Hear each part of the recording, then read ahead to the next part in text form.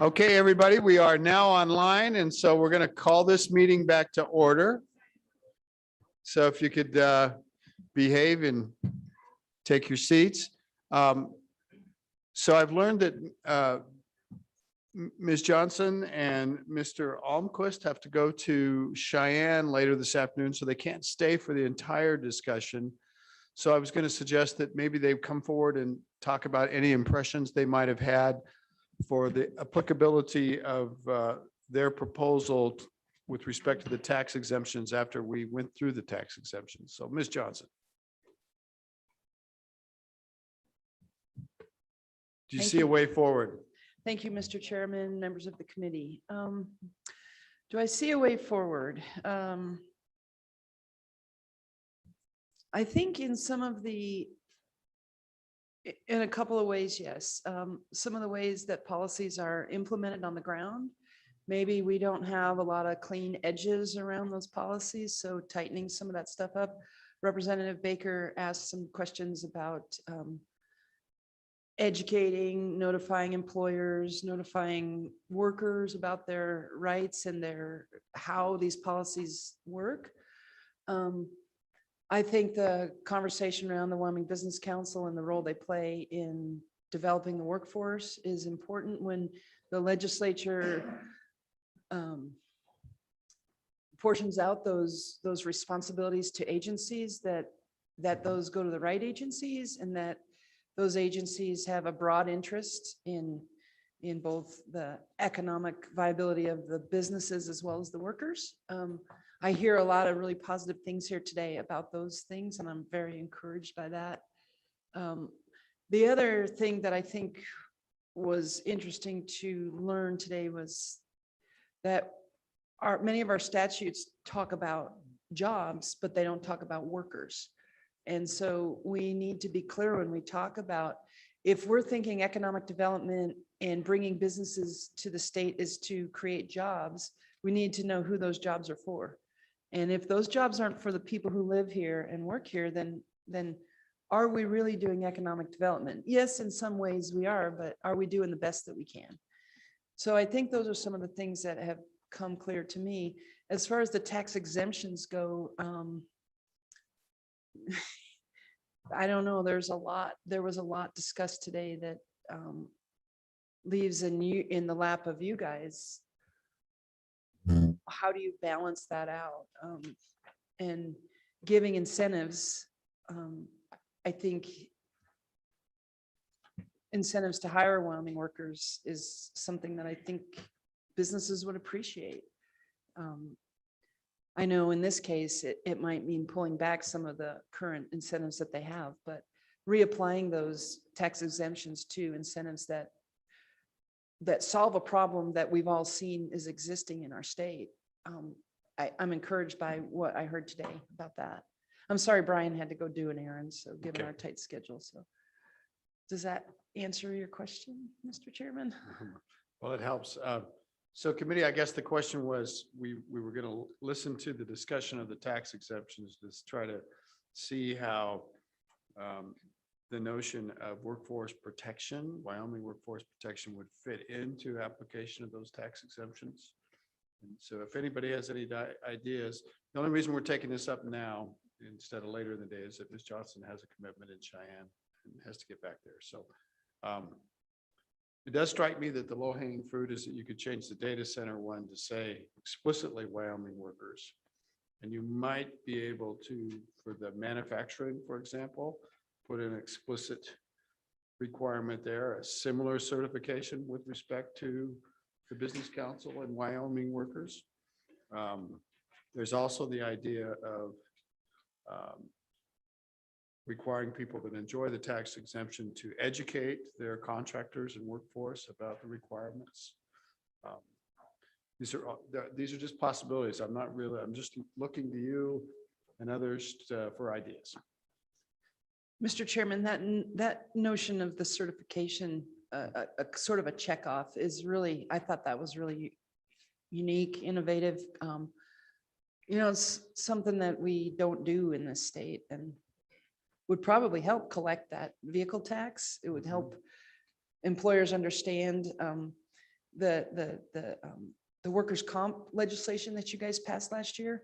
I've learned from Workforce Services and from talking with our members at our convention, they didn't know about the workers' comp protections that around COVID. And there was a death of a minor out in Kemmerer related to COVID, and he has a family, and they didn't know that he was eligible for workers' comp under the new statute. And so now they know, they're working with Workforce Services to get that spouse and her children the workers' comp benefits, the death benefit, and other minors that have had to leave their jobs, other workers that have had to leave their jobs. So that wasn't broadcast widely enough or made known clearly enough to people. So having those kinds of things in place, processes that employers need to go through to help, you know, in a lot of areas. I know we're talking about exemptions today, but those are a couple of examples that maybe, yeah, so sorry, I don't want to go too far on that one. Okay. Any other ideas from the committee? Senator James. Thank you, Mr. Chairman. So I received an email from Cheyenne Leeds. Oh, and by the way, I'm just wondering, I've heard that it's hard to hear in the back of the room here, that it's okay online. So let's work hard to keep the microphones close. Go ahead. Thank you, Mr. Chairman. So I received an email from Cheyenne Leeds, and they were saying, because you referenced Holly Frontier, and were you guys aware that after they get done with their reconfiguration, they're going to be hiring all the workers back? Go ahead. Mr. Chairman, Senator James, I wish that Mr. Almquist were here, but that's not the information that I have. I don't know that they could possibly hire the 180 some workers back, plus the 45 plumbers and pipe fitters.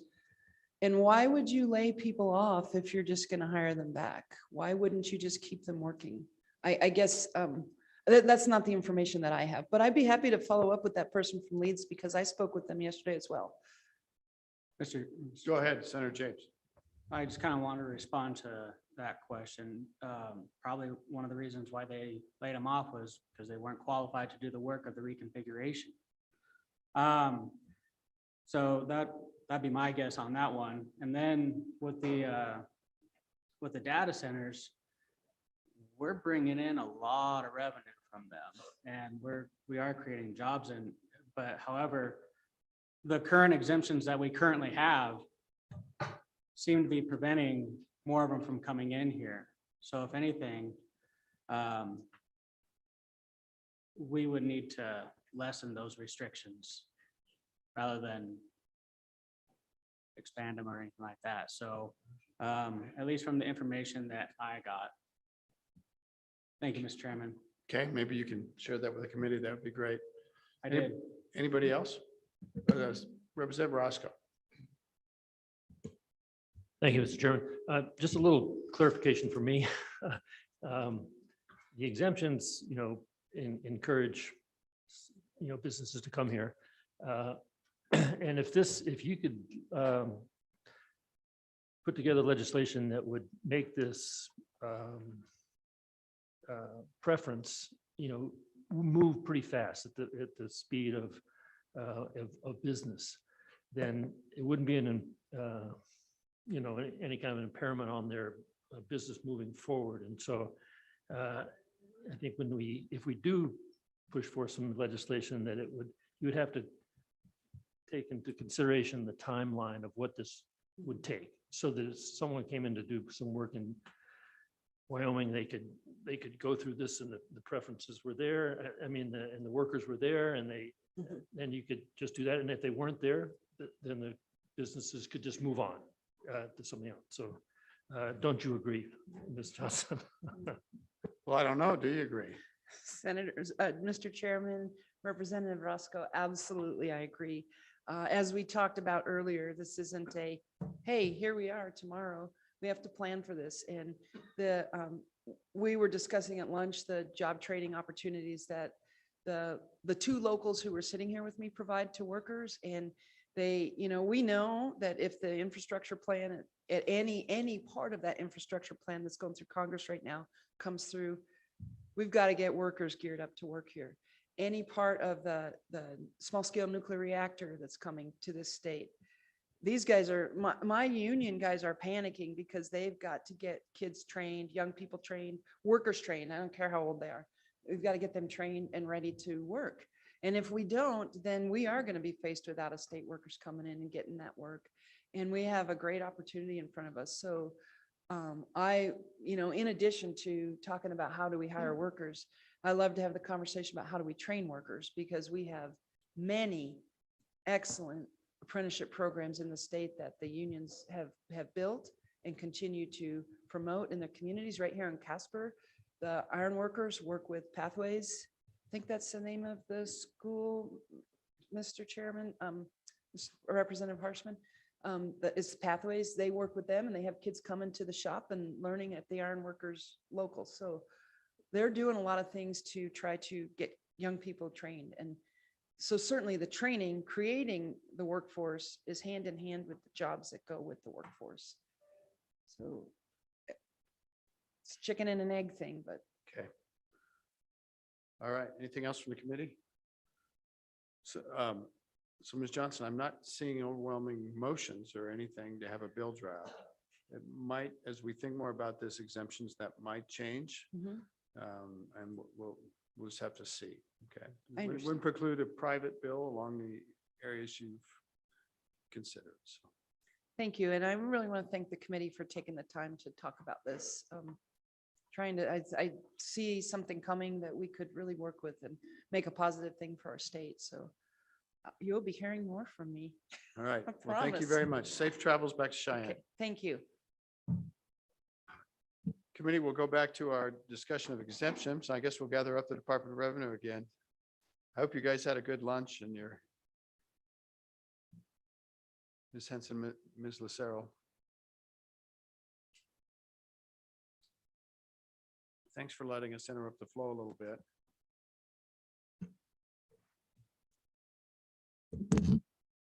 Mr. Chairman, again, Brenda Henson, Director of Revenue, and Ms. Lucero, Administrator of the Excise Tax Division.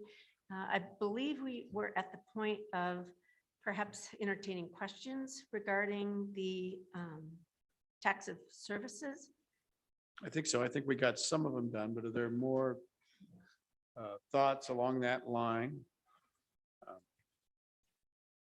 I think one possibility with both these sets of bills with respect to exemptions and services is to have a series of bills that address them, perhaps sunsetting tax exemptions or imposing new taxes at some point in the future, kind of in a staggered basis. Because if you have a bill to impose taxes on services, for example, a lawyer will get to the legislator and they'll vote against it because it's got a lawyer in it, and doctor will get it on the other side or whoever, and it's just going to go down based on 1,000 cuts. Whereas if you split it up a little bit, you might have a better chance. So that might be our discussion. We haven't heard from public comment on any of this yet, but anything more from the committee on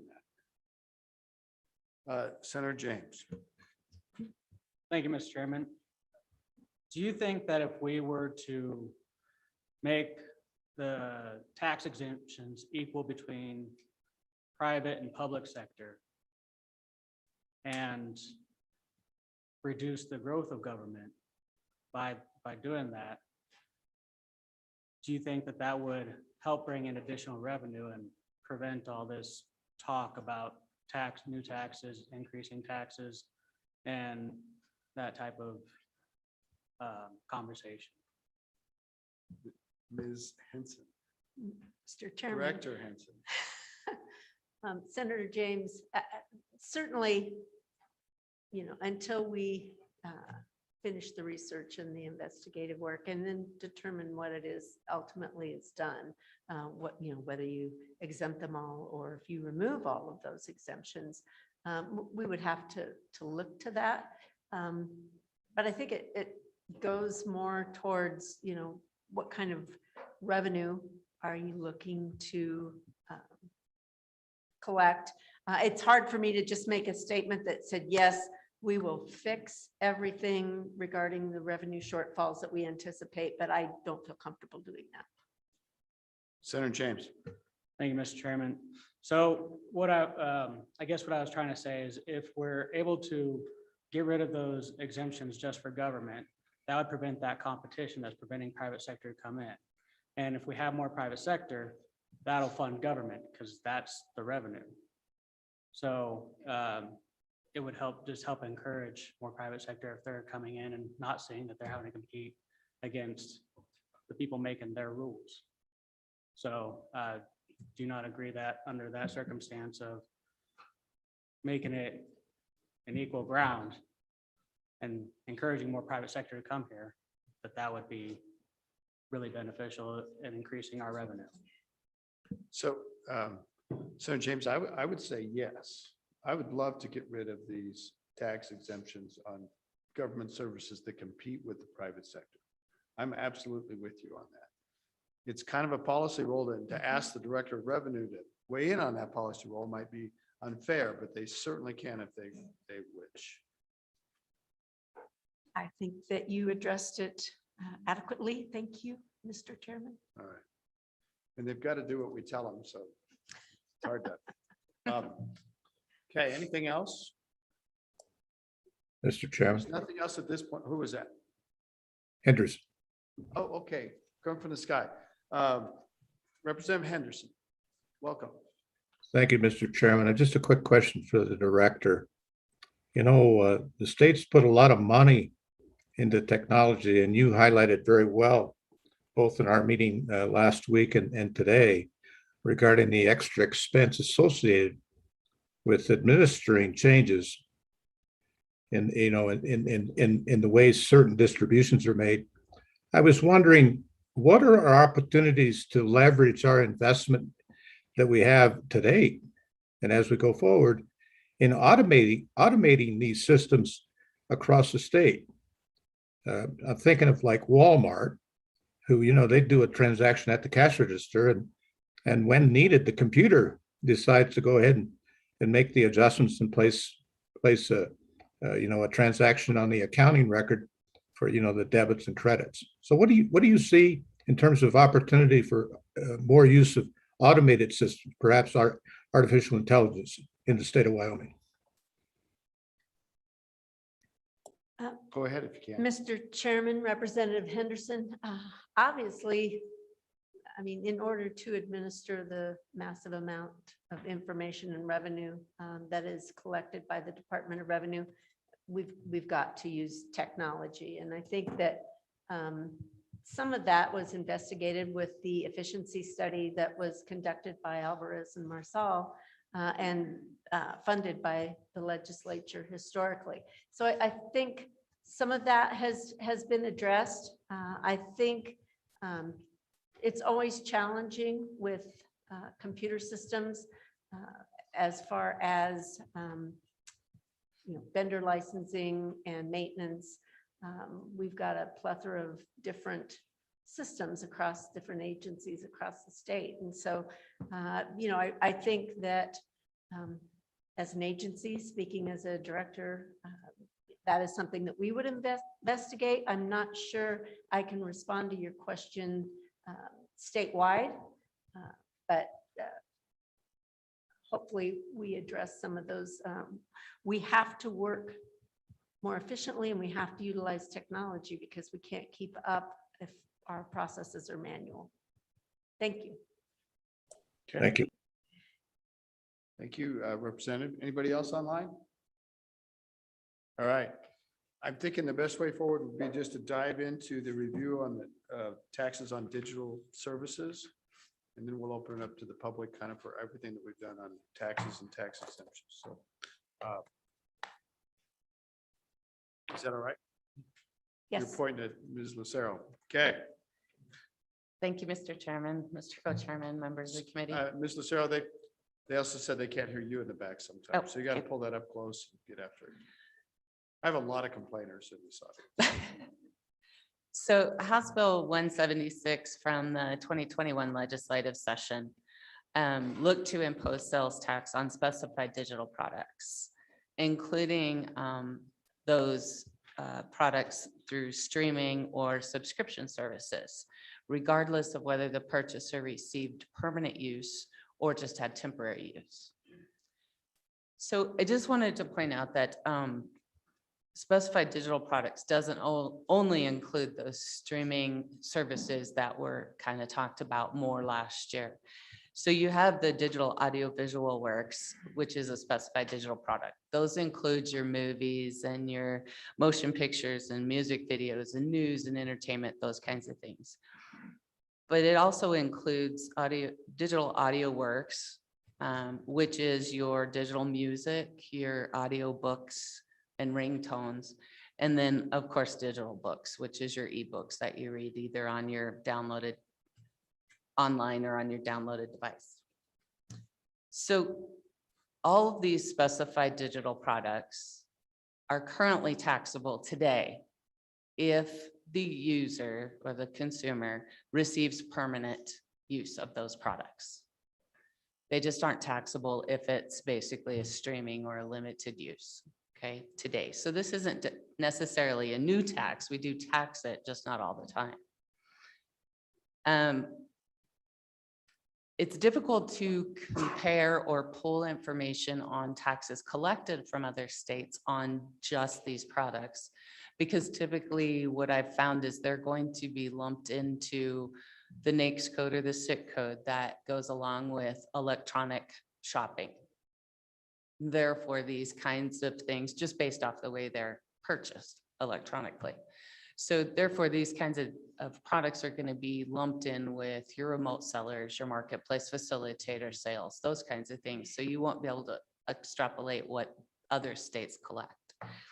But I used some research that LSO had provided you last year with their research memorandum and came up with an estimate of what we believe. First of all, just the digital audio visual works, your streaming videos would collect if they were taxed. And that comes to an estimate of 2.7, almost $2.8 million in revenue that would be collected. If you add to that the other two audio digital works and digital books, it could, and this is a rough estimate, but bring in an additional 1.2 million in revenue in those other two areas. So north of 3 million for the total. I'm sorry, I didn't hear you. More than three plus, almost 4 billion. Yeah. Correct. So the one thing I would like to highlight from the bill last year is that there was some changes that the department asked for to ensure that we would stay or remain in compliance with the streamlined sales tax agreement. Those changes were adopted in the amendment that was adopted to this bill and never went anywhere, but it was included in that amendment. And we would want that language to remain, if at all possible, if a bill for these kinds of products went forward this year, just to ensure that we remained in compliance. Representative Gray. Thank you, Mr. Chairman. What was the overall goal of the amendment? So can you just remind me? What was the? Ms. Lucero. Mr. Chairman, Representative Gray, some of the language was, it just wanted to make it clear that it included the sales price for access through a streaming or subscription service, regardless of whether the purchaser received permanent use. I think it was just clarifying the language that was already there, but to make sure that it used some of the language from the streamline agreement. So the streaming service and the subscription service, to make sure those words were in there is what I believe the issue was. Okay. Mr. Chairman. Representative Henderson, go ahead. Thank you, Mr. Chairman. I just wanted to help out with the question, answering the question. In the process of when the original bill was filed, 176 was filed, and originally, as you would see in the draft online, it it was to be distributed among the 3 primary school-related funds. And that raised a number of issues. And so one of the key things involved in the amendment was to align the distribution with the standard distribution in each of those areas. And then the other part of it, the key part of it, was to align the state statute with federal law regarding communication across state lines and so forth. And so that's the primary two things there. I would go back to the comment about the amount of revenue, and it's hard to get a good handle on how many households in Wyoming or how many individuals actually subscribe to digital services. I sent to the committee last time, and I can provide it again, but in the US, over 62% of adults have one service they subscribe to, and over 46% have multiple services. And one source that I found showed there were 255 plus households in Wyoming that subscribe to digital streaming services. And so depending on how you rack it up, and I mean, I took a sheet and listed all the various types, and then did the basic monthly cost. And it's much like going to the Blockbuster and getting a video and paying the sales tax. As far as month to month, you make a payment for your service. So the number I came up with was somewhere around 15 or 16 million. I think that's in the fiscal note that's on the website. But I really am grateful for the update on the numbers. Thank you. Thank you, Representative. Any comment on that?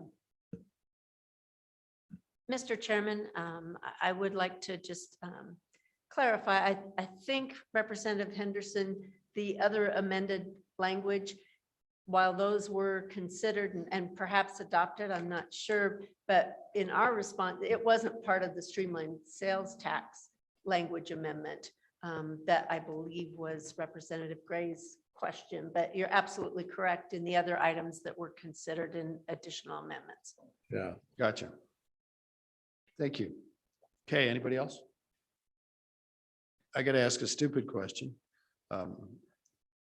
Does this include the subscription to like computer programs, like say Microsoft Office?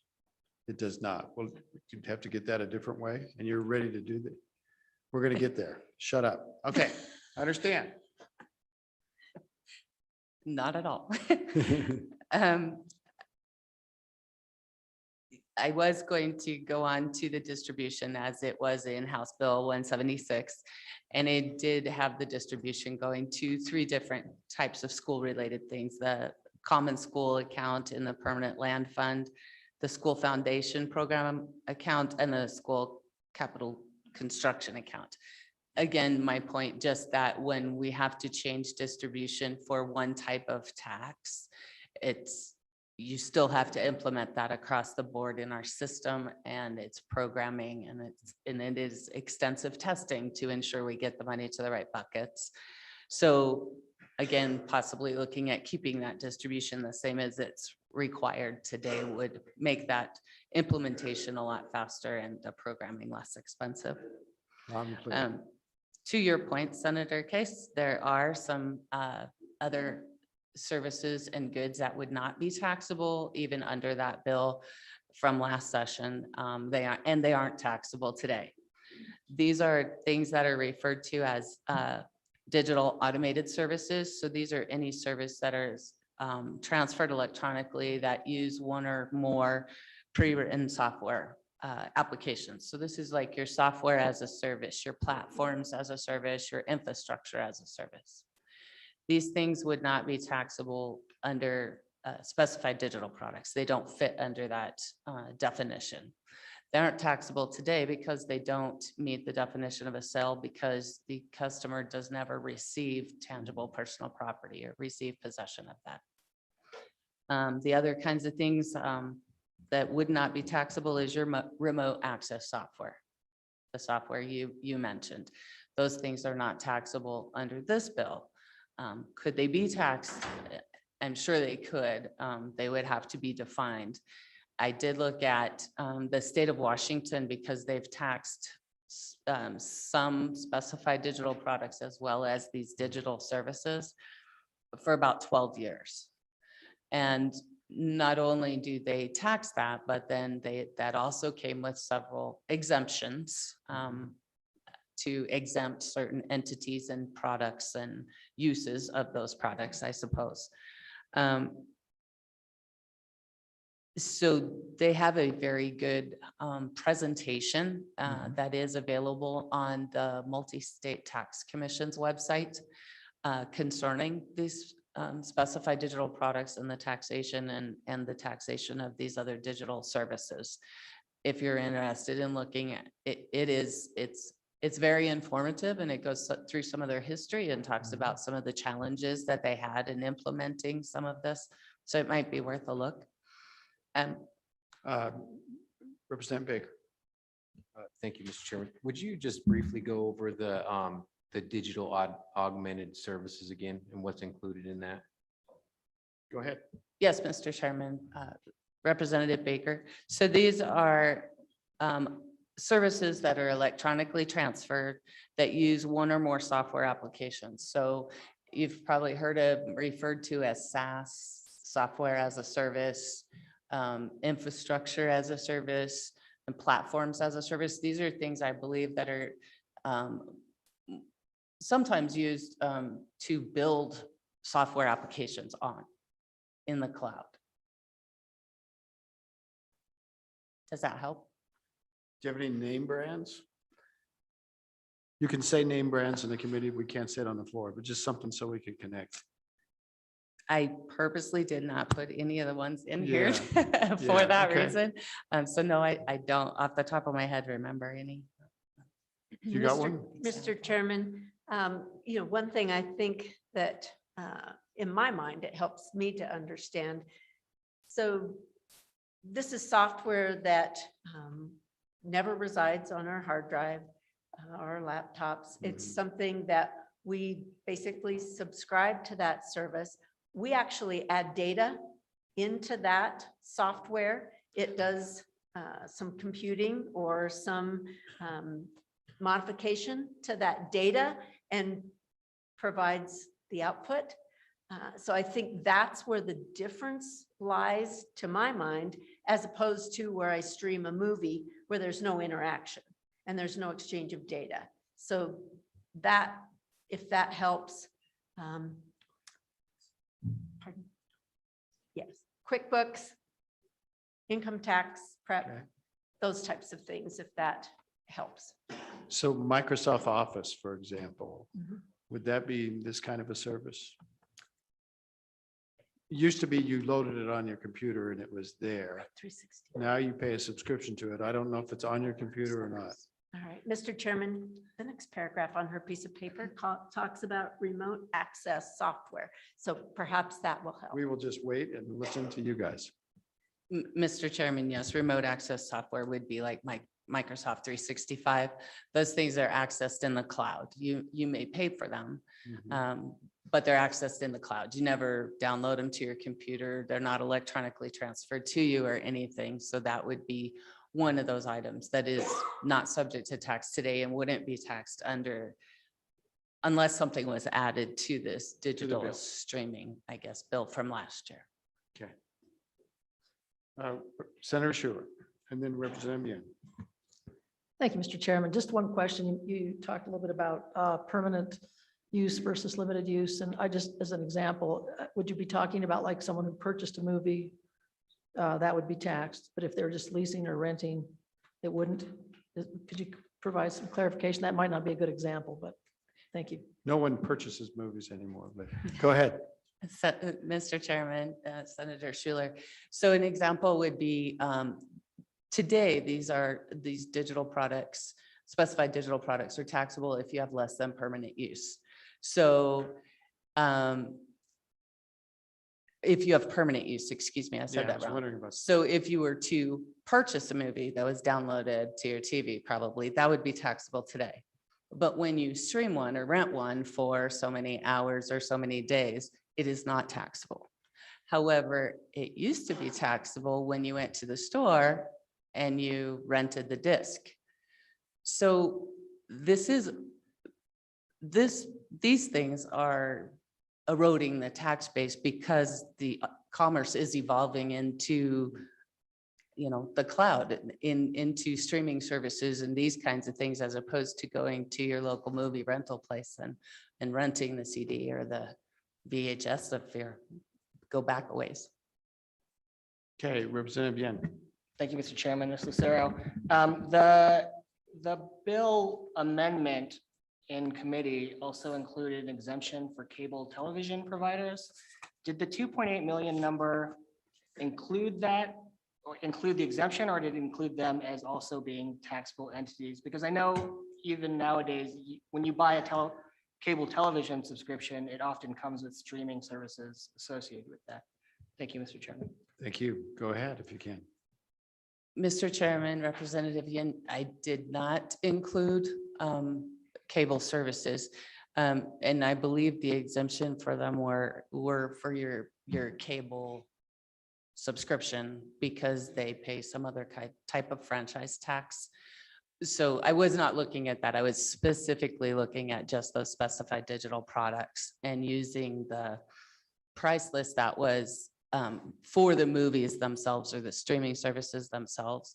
I just used the price list that LSO had provided last year with that memorandum and came up with the average cost and took that time, that number of households they use. So that was what I had used for that. Okay, just to follow up on that a little bit, if a cable television provider were to offer a streaming subscription as part of their package, it sounds like that would not be taxed. It's not taxed anyway, but we'd have to decide how to treat that with respect to other streaming services we might be taxing, whether that's fair competition or not.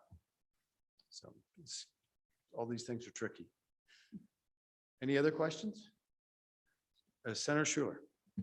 Thank you, Mr. Chairman. Just one other question I meant to ask it before is how do we compare with other states that are taxing the digital products right now? I know different states tax them differently. Where would we fit into that? Ms. Lucero. Senator Case, Senator Schuler, I don't know exactly where we fit in with it. What I can tell you is that there is approximately 31 states that tax some of these, either if you have permanent use like Wyoming does, or whether I know South Dakota taxes streaming services regardless of whether it's permanent use or not. I don't know if they tax, I believe they do also tax these other types of software as a service type things. But again, I don't know where we fit, but there are about 31 states that do tax these items. Thank you. Okay. Anybody else? Anything? Representative Yen. Thank you, Mr. Chairman. Just one more thing to highlight with the bundling of streaming services. Every cell phone company also, every Right. national cell phone company also bundles streaming with their services. So that would probably be something that we also have to think about. Thank you, Mr. Chairman. Yeah. I'm sure we'll hear from the industry on all of these. So the best way to hear from them is to put it in a bill and then by golly, they'll and it's good. It's economic development because all these good lobbyists get hired and it's great for the state. Anyway, anything further on this topic? That is all I have, sir.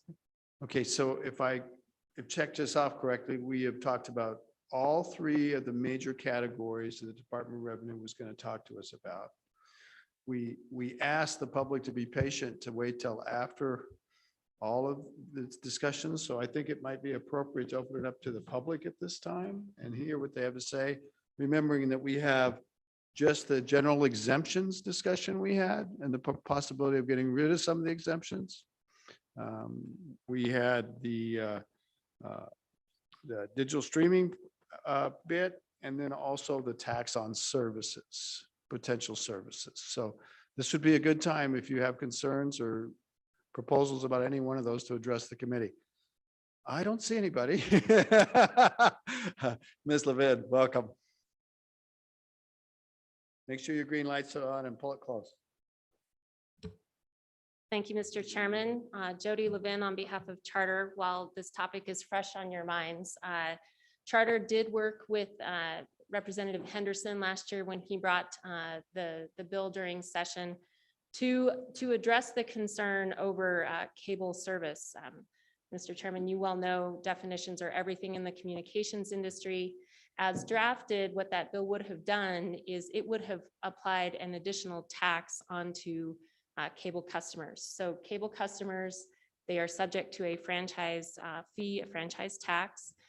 They pay almost $3.5 million annually. And the way that bill was structured, it would have placed an additional $3.5 million onto those customers. So if you happen to take cable service, you'd have the pleasure of paying $7 million a year collectively in the state of Wyoming. So we worked with the bill sponsor knowing that his intent was to capture what is kind of known in industry as an over-the-top service. It's something that rides on top of the underlying subscription. In that case, you're talking about things like Netflix and Hulu. Representative Henderson was trying to attach a sales tax to that streaming service. So the amendment we worked on that the committee adopted was to just provide some additional clarity that you weren't actually going to tax your cable subscription service, because technically it is also a streaming service. And I just wanted to provide that history for the committee and the Senate, since you didn't hear the bill. Okay. Just a question, Ms. Levin. So Netflix and Hulu and these other programs, they're not connected with Charter in any financial or ownership way, right? And Charter doesn't have, maybe other cable companies do, but they don't have their own streaming service. Like if, say, Charter owned Netflix, then the question would be, would the exemption apply or not? So that's not an issue, right? Is that what I understand?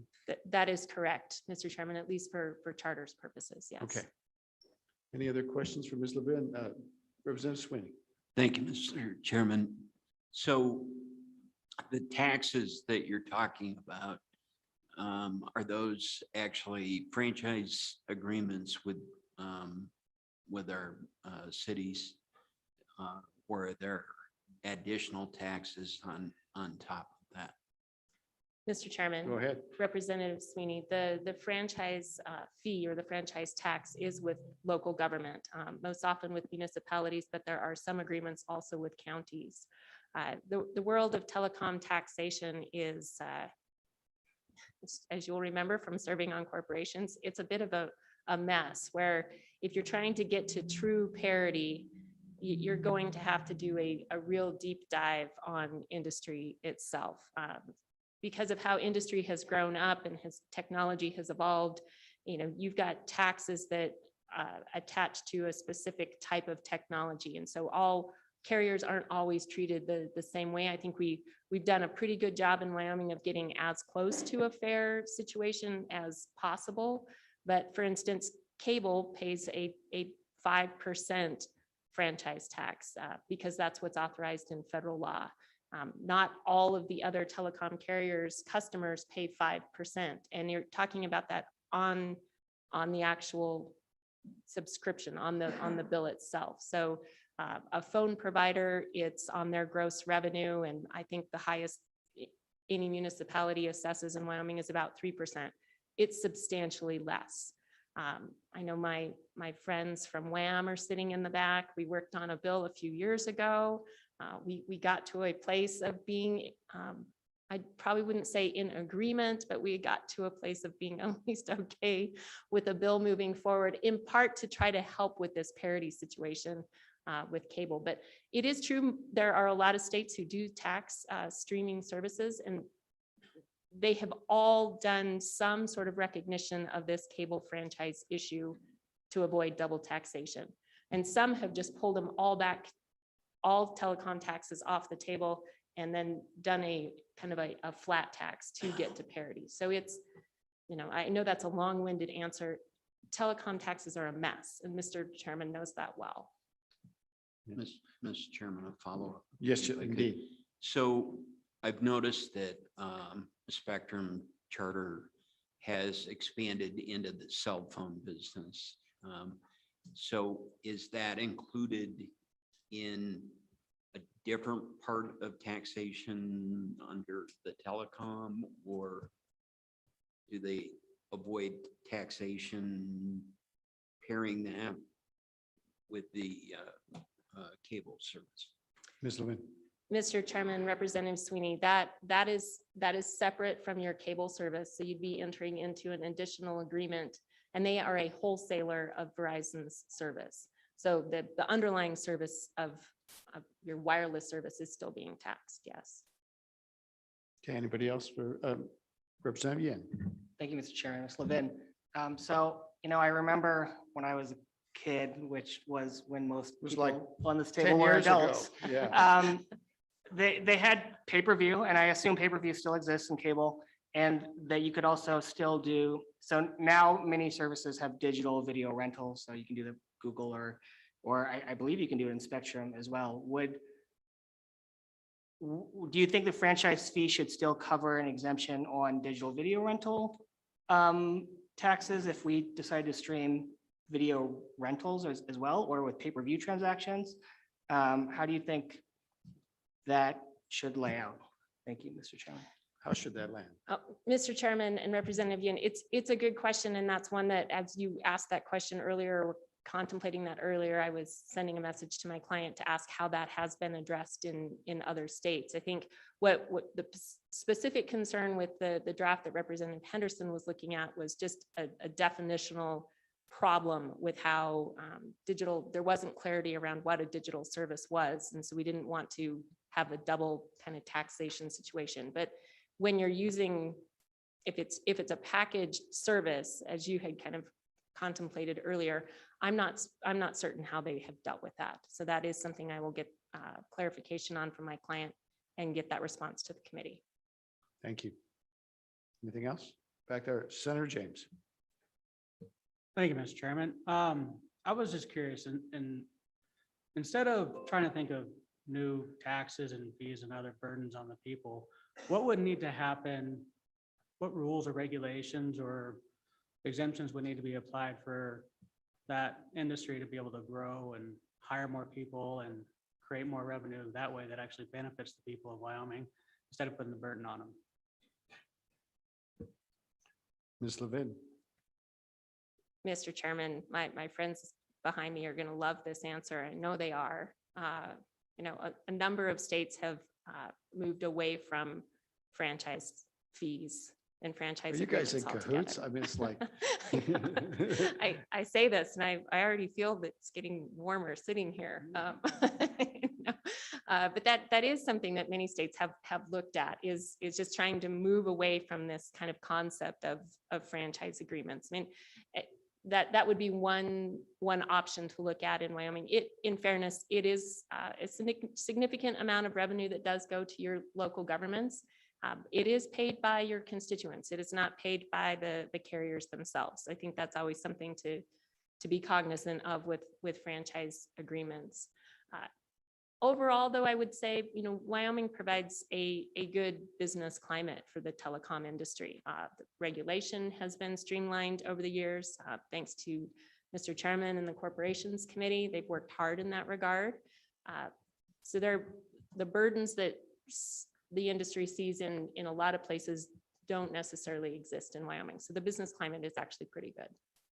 So, and Senator James, it's a good question. If we remove taxes from this industry, would there be growth and offsetting economic activity that would be beneficial? And I think that the basic thrust of that question with the telecom industry is the telecom industry is one of the most heavily taxed industries there is. So one would love to speculate on that. They're very heavily taxed, and the tax goes everywhere. There are federal taxes and 911 fees and franchise fees, and not to mention the other taxes that we're talking about today. So I think it's a fair question. It's just, how do we get there when we got to fund the state as well? Because if we do have more economic activity in Wyoming, we don't have a very good way to fund government off of normal economic activity, unless it's in the mining industry, to be oil and gas. We're just not set up for it. Pardon? Oh, well, we do have some surplus. We can use it up because we're going to need it. Anyway, that's my commentary. I don't know, Ms. Levin, I didn't mean to weigh in on your parade, but I think it's a good point to make that your industry is very heavily taxed.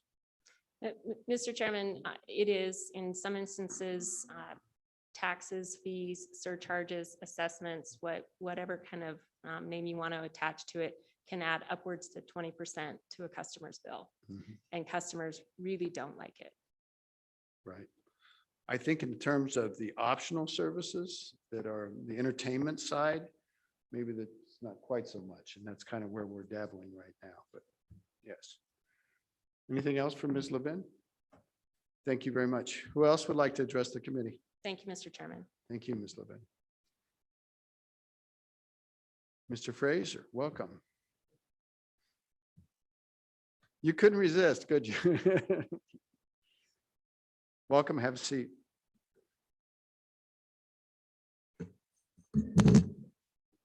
Thank you, Mr. Chairman. For the record, David Fraser, Executive Director of Wyoming Association of Municipalities. Just to alleviate the tension, I'm not actually here to respond to Ms. Levin's remarks. Okay. I appreciate the time, and I don't want to take much time because we have some time on the agenda tomorrow and where we'll discuss some of these things, but I just wanted, and of course I want to allow time for committee discussion. But I just wanted to put on record our position on two of these three items, and that is that we do support, looking at services, we do support widening the tax base for all the reasons which Representative Harshman illustrated so well, so I won't repeat.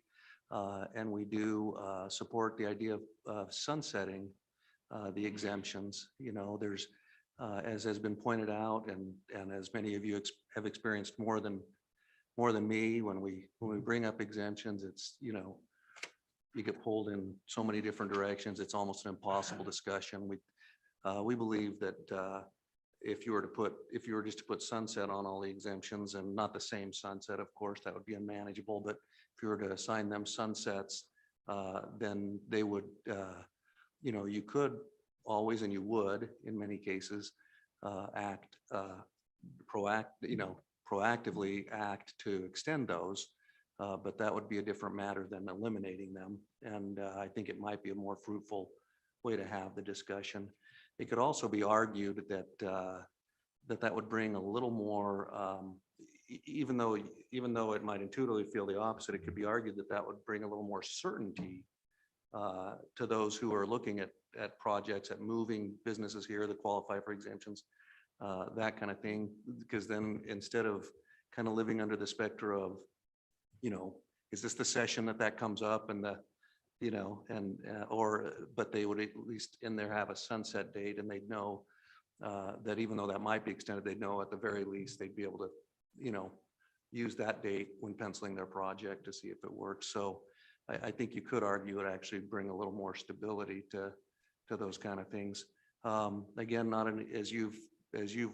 many of you said, even today, not an easy issue, but we think that might be a good approach to that, and we support that. So with that, Mr. Chairman, I would certainly yield unless there are questions. And again, we'll be back in front of you tomorrow. You bet. Questions for Mr. Fraser? Senator James.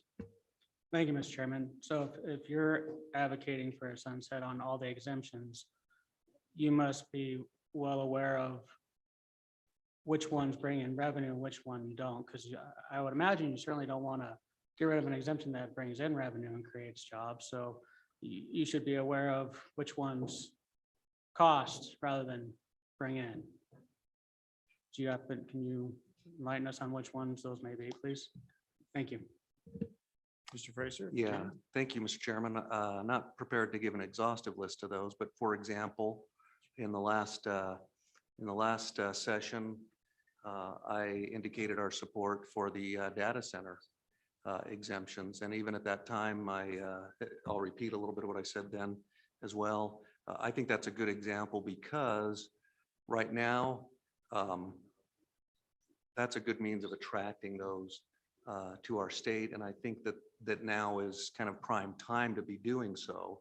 I don't know what the future looks like for those, in 5, 10, 20 years. Will we still be wanting, to attract those in? Will things have changed where that exemption isn't doing what it's designed for anymore? I think that's possible. But I think today it's an exemption worth having. And I should say the association's position on that one is that we believe that one should be in place presently because it's accomplishing what it's designed to do, which is to make the pie bigger. And so when I say that we're proposing a sunset, we're not proposing elimination of, today we're not proposing elimination of anything. We're just supporting the idea of putting sunsets on it. There will certainly be those that when they come up, you'll want to extend. But what that'll do is it'll give you an opportunity to take a look at it during that period of time and decide whether that's still working in the way that you mentioned, or whether its time has come. And I just kind of think that you've seen how uncomfortable the discussion is, the way it's going. It's kind of a way to kind of reverse that discussion and put you where instead of talking about pulling the rug out from this or that, you're talking about looking again at whether something ought to be extended or whether it served its usefulness, in which case you wouldn't need to act at all. But I'm sure that in that process, in fact, there'd be exemptions that we'd be before you when they were sunsetting. We'll be in front of you for certain exemptions, I'm sure, saying, yeah, you ought to extend this one. Senator James. Thank you, Mr. Chairman. So if these exemptions have sunset dates and companies know that they're eventually going to end, how else would you suggest we attract companies to Wyoming? Mr. Fraser. Yeah. Thank you, Mr. Chairman. Again, I'm not proposing that we do away with having exemptions. I'm just suggesting that by doing the sunsetting, you'd have a way of having the periodic discussion about whether they're still doing their job. So again, even in the example I just used, we think that that's an exemption that we ought to have right now. And it's it's in economic development. It kind of becomes a zero-sum game as you're competing with other states, but you can't put yourself in. But unfortunately, you can't really put yourself in a position where you're not competitive. So you have to kind of participate in that game. This is a good tool. The exemptions can be a good tool in that. Please don't interpret my remarks as anti-exemption right now. I just think that again, I think the sunsets would be a good way for you to manage the exemptions a little bit better and have the discussions periodically and instead of having it scare everybody to death because you're talking about eliminating exemptions, it just would be time that these exemptions are coming up, and do any of the relevant committees want to discuss extending those? And some may be obvious enough that the committees wouldn't want to take them up, and some probably certainly generate some debate. But again, I'm not here speaking against exemptions. They do when properly applied, help our economy. Okay. Representative Gray. So thank you for, I appreciate you coming today and wanted to ask you, we did have experience with an exemption that had a sunset in the last session, and there was a bill to undo the sunset, and it did pass the House, and then in the Senate, there was a debate. It didn't move forward. And I'm just curious because I believe maybe it's January 1 next year, right? It expires. I mean, I'm not sure what day it expires, so maybe there's another round of discussion in the next session. And maybe the representatives from Evanston the senators from Evanston can talk about it. What's the status on that business that was utilizing that exemption? Or are they either threatening to leave or not expand, or where are we on this? Because we do actually have one exemption that did have a sunset, and I think putting a sunset on certainly increases the chance of it not being extended. I would say it's more unlikely than likely. Once the sunset goes on, I would say it's probably going to go away in whatever that first date is in there. So what, we have experience on one exemption that did have it. What's the status in Evanston on that exemption and the effects of it, I think, expiring at the end of the year? Thanks. Mr. Fraser, if you can. Mr. Chairman, I'm not prepared to give an update on that specific situation. My apology. I will say that, you know, as you mentioned that if we did the sunset thing, some would fall off. That's kind of the idea, is that rather than having something go into statute and then just stay there in perpetuity, even when it's outlived its useful shelf life, doesn't work as well.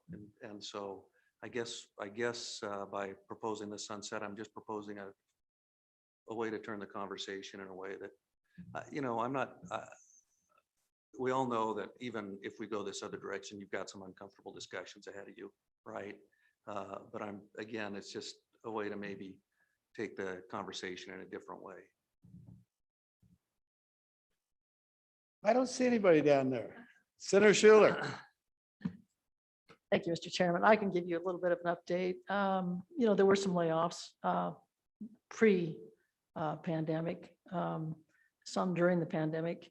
But the idea was once things started kind of, coming back in the economy, that the company was actually looking at hoping to expand their business. And with the sunset, it actually happened July 1st.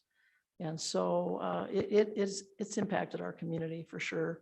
And when you look at the amount of money that we saved was, around 300 some thousand in there.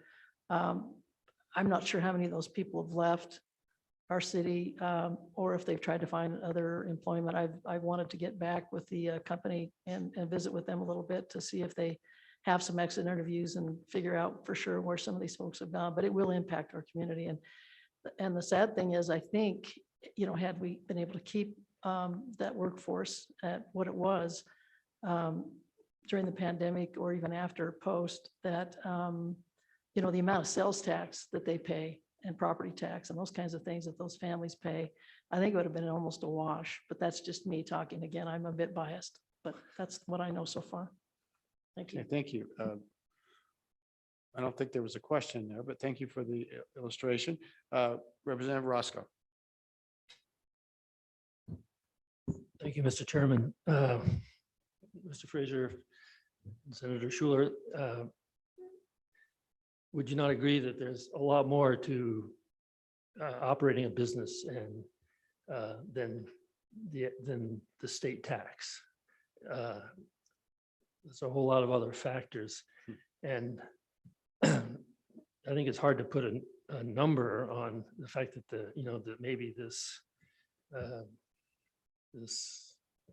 tax is the reason that there might be a slowdown in business. So would you or would you not agree? Thank you, Mr. Chairman. Mr. Chairman. He's either going to agree or not agree, I guarantee you. And Mr. Fraser. To the extent that I understand the question, I think I agree. And again, and I appreciate Senator Schuler's remarks. And again, I think that maybe illustrates the point. I'm not saying, what I think on any of these things within so many years, what you want to extend and not extend. I think if I'm not proposing to eliminate them all, but I, because there will be, and I apologize for stammering, there will be occasions when it's appropriate to extend them. And there may be, as technology changes, as the economy changes, there may be other places you want to use that tool. So again, I'm not calling for the elimination of the tool, just recommending we place sunsets with them. Okay, I think we've tortured this one enough. Senator James, torture him some more. Yep, not done yet. So say we do have exemptions on these sunset dates. How can we be assured that the municipalities are spending the people's money efficiently and not wasting it on areas where one, government shouldn't be, and two, is a consistent loss? Mr. Fraser, if you can. Yeah, thank you, Mr. Chairman. You know, we have I'm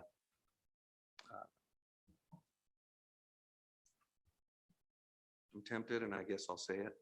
In America, we have, you know, in America, the form of government is awful, but it's the best one in the world. And you know, it's the same way you make sure that your state dollars are spent. You have oversight on a state budget. We have local elected officials who are elected to be fiduciaries for the community's assets, including those finances. And they're certainly subject to statutes that require public hearings and transparency and all of those kind of things. So I think irrespective of this conversation, that remains the same. How about if we move on to see if any other people have any questions? Not that you haven't been great. Thank you very much, Mr. Fraser. Who else would like to address the committee on the 3 sets of issues we've had today? Hello, welcome.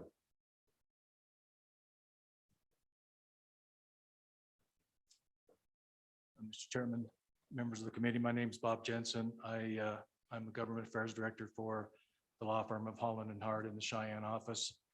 We have a number of clients that are in manufacturing sector and the data center sector, and I wanted to specifically talk a little bit about those exemptions today, and primarily not specific about to those, but to the notion of being competitive. We have these exemptions in place now that do keep us competitive with other states, and they help our Wyoming businesses in those sectors remain competitive with their competitors in other states. So there's 2 angles to this issue of competitiveness. I think and a lot of times we think of these incentives as ways to attract new business to the state, and they certainly do that. We need to make sure that our incentives are competitive with the incentives that other states offer for these kinds of businesses that create great jobs, they pay above average wages, and they're assets to the communities and to the states that they're in. So in incenting these kinds of businesses to grow here and to come here is really important. But equally important, if not more important, is the ability for the companies in those industries that are already here to remain competitive with their competitors in other states. Because other states have these same incentives for these types of companies. So it's really important as we think about how we're going to deal with new tax revenues that come in, that we don't make important industries that contribute significantly to the economic and tax diversification of our state less competitive than they should be, and unable to be competitive with their competitors in other states, but Wyoming be less competitive to be able to attract these kinds of companies going forward. It's not just about attraction, it's about sustaining the ability for these companies to continue to make decisions about capital investment on an ongoing basis, to improve their operations, to continue to be innovative, to continue to grow their businesses here and expand and pay more wages and pay more taxes going forward. That's my comment. I stand for any questions. Thank you, Mr. Jensen. Questions for Mr. Jensen? Thank you, Mr. Jensen. Who else would like to address the committee? Anybody else? Anybody online, Katie? Okay, well, thank you very much for the comments so far. Committee, where do we want to go with this as far as potentially having any bill drafts for going forward? Are there any suggestions? Go ahead, Mr. Co-Chairman. I'm just on this service piece, and just so we continue to talk about this a little bit, but I think, as and nobody knows the future side. My idea was to really put some of these way out kind of in the future. And the first one was, would be like personal services. beauty shops, barber shops, those kind of things. And set that for a sunset in 2028.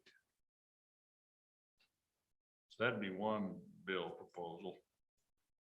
Do you want to just do these kind of? Yeah, why don't you give us the overview and then we can grind through. Well, I just think it's a broadening piece of our tax and kind of modernizing it. And, you know, I think you put it out there far enough. Wyoming, this whole status of minerals and development, those things are gonna, you know, we might be in a natural gas boom and not need to worry about any of it. Might, you know, you just don't know. And so I think, but to just put that out there, I just think every kind of exemption ought to probably have an end to it, and then you ought to examine it like we've done with these others and give it a, you know, the folks that follow us in these roles, give it an up or a down. And so that's really my thought behind it. It's just my philosophy behind it. And then you would propose similar bills for other services? Yeah, I think also, like, here's what I just sketched out in my little thought was maybe like 3 different bills for 2028. One would be those personal services, another bill on the amusement recreation services, and then also the legal services. 3 different bills that would exempt those or in those exemptions in 2028. Okay, so a separate bill just for legal. Yeah, separate for all. Just 3 give of the those, lawyers I something to think. go after and they'll leave everything else alone. Yeah. That's good. That's great. Great thinking. Well, I don't think, you know, raising a tax, it's not really issue. It's more of this broadening piece. And when I look at South Dakota and some of these other non-income tax states like us, you know, that's, you know, we're not Montana where we're just the reverse, you know, where there's no sales tax, but you got an income tax. They decided that in the 30s. We're not going to do that. But you got to find a way to provide these services, you know, for the common good. Okay. That's what we're here for, and try to figure out that balance. And so hopefully these can not be enacted in 28, but folks that follow us. Okay. It would, I guess we could dispose of this kind of motion with these 3 bills? So I just, I Or don't do you know want if to we talk want to about your? continue to even talk about, it, but if you do, I think that's a way to look at it. Let's put it out there in the future. Okay. And I don't know if there's any interest in it or not. Any interest in moving forward with that? Got interest down here. I'll consider that a second for discussion. Senator James?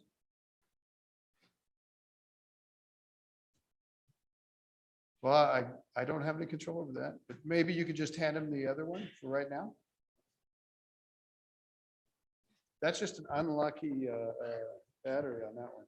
Thank you, Mr. Chairman. So I'd kind of like to go the opposite direction and say that we draft a bill saying that private sector is entitled to the same exemptions as the government. So that way it's on equal footing and government won't be competing with private. And as we all know, that's how government gets its funding is through private sector. And then we won't have to talk about these taxes anymore, ever. Okay, well, I kind of consider that we have a motion on the table.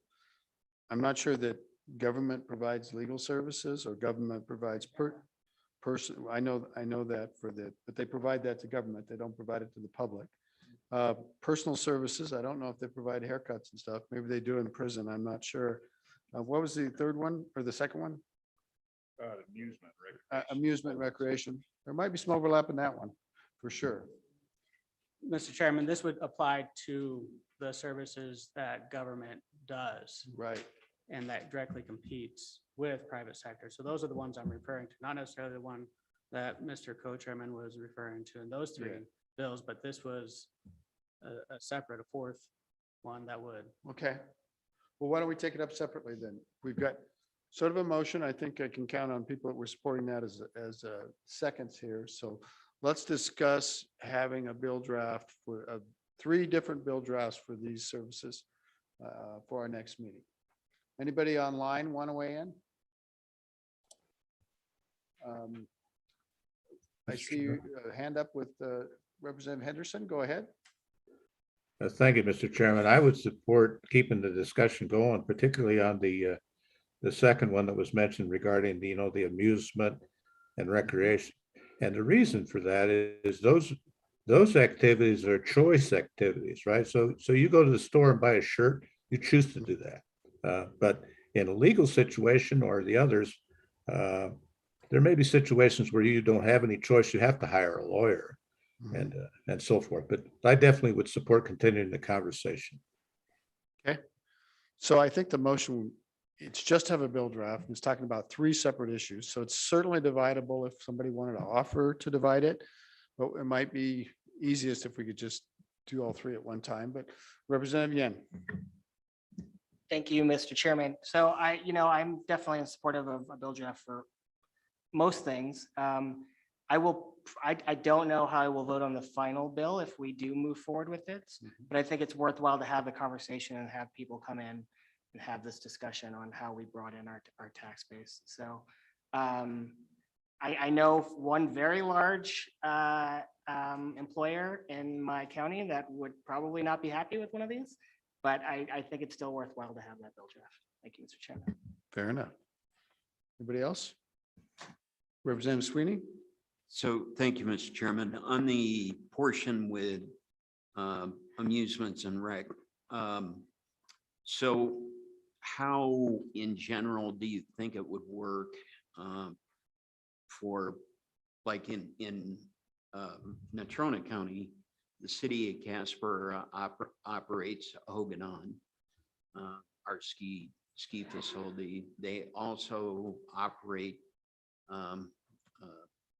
27-hole golf course, public golf course. So would the city of Casper then have to collect taxes on those facilities? Okay. I think you got a yes from the co-chairman on that. So I remember it's a bill draft and we could play with it afterwards. If you want to have government sponsored taken out, you're going to have that opportunity. So any further discussion? Anybody want to divide the motion? We got a motion. We got something from Greg. Go ahead. Thank you, Mr. Chairman. I'm going to be voting no on this. I think that where we're at right now with just this, I mean, this isn't addressing any shortfall. I mean, the general fund is balanced. State and local governments are very flush. I know it's looking to 2028, but I just, all of these things are huge economic factors in our communities, and I think it's gonna hurt economic growth there. So I'm gonna be voting no. Thank you. Anybody else? Just in terms of whether we should be pursuing new revenues or not.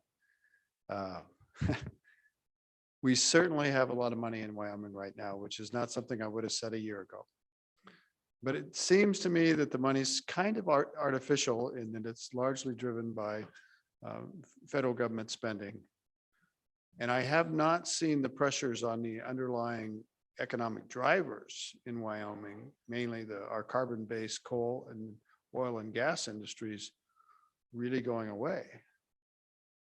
If anything, our federal government, we've moved to a new president, and I think America's moving to a position where they want to be a global leader again on reducing greenhouse gases. I think certainly that's the position of the House of Representatives. It's a dead heat in the Senate, but certainly I think we have to worry about our future carbon-based revenue streams. Maybe the federal government will continue to pump money into our economy, and maybe that's a good thing. I don't really think it is. I think we have to prepare for the eventuality of changes, especially with our mineral industry. And it seems very responsible to put this bill on the table, remembering that it doesn't even come effect until 2028 if we pass it after discussion at our next meeting. So I challenge you to refute that, Senator Gray. Thank you, Mr. Chairman.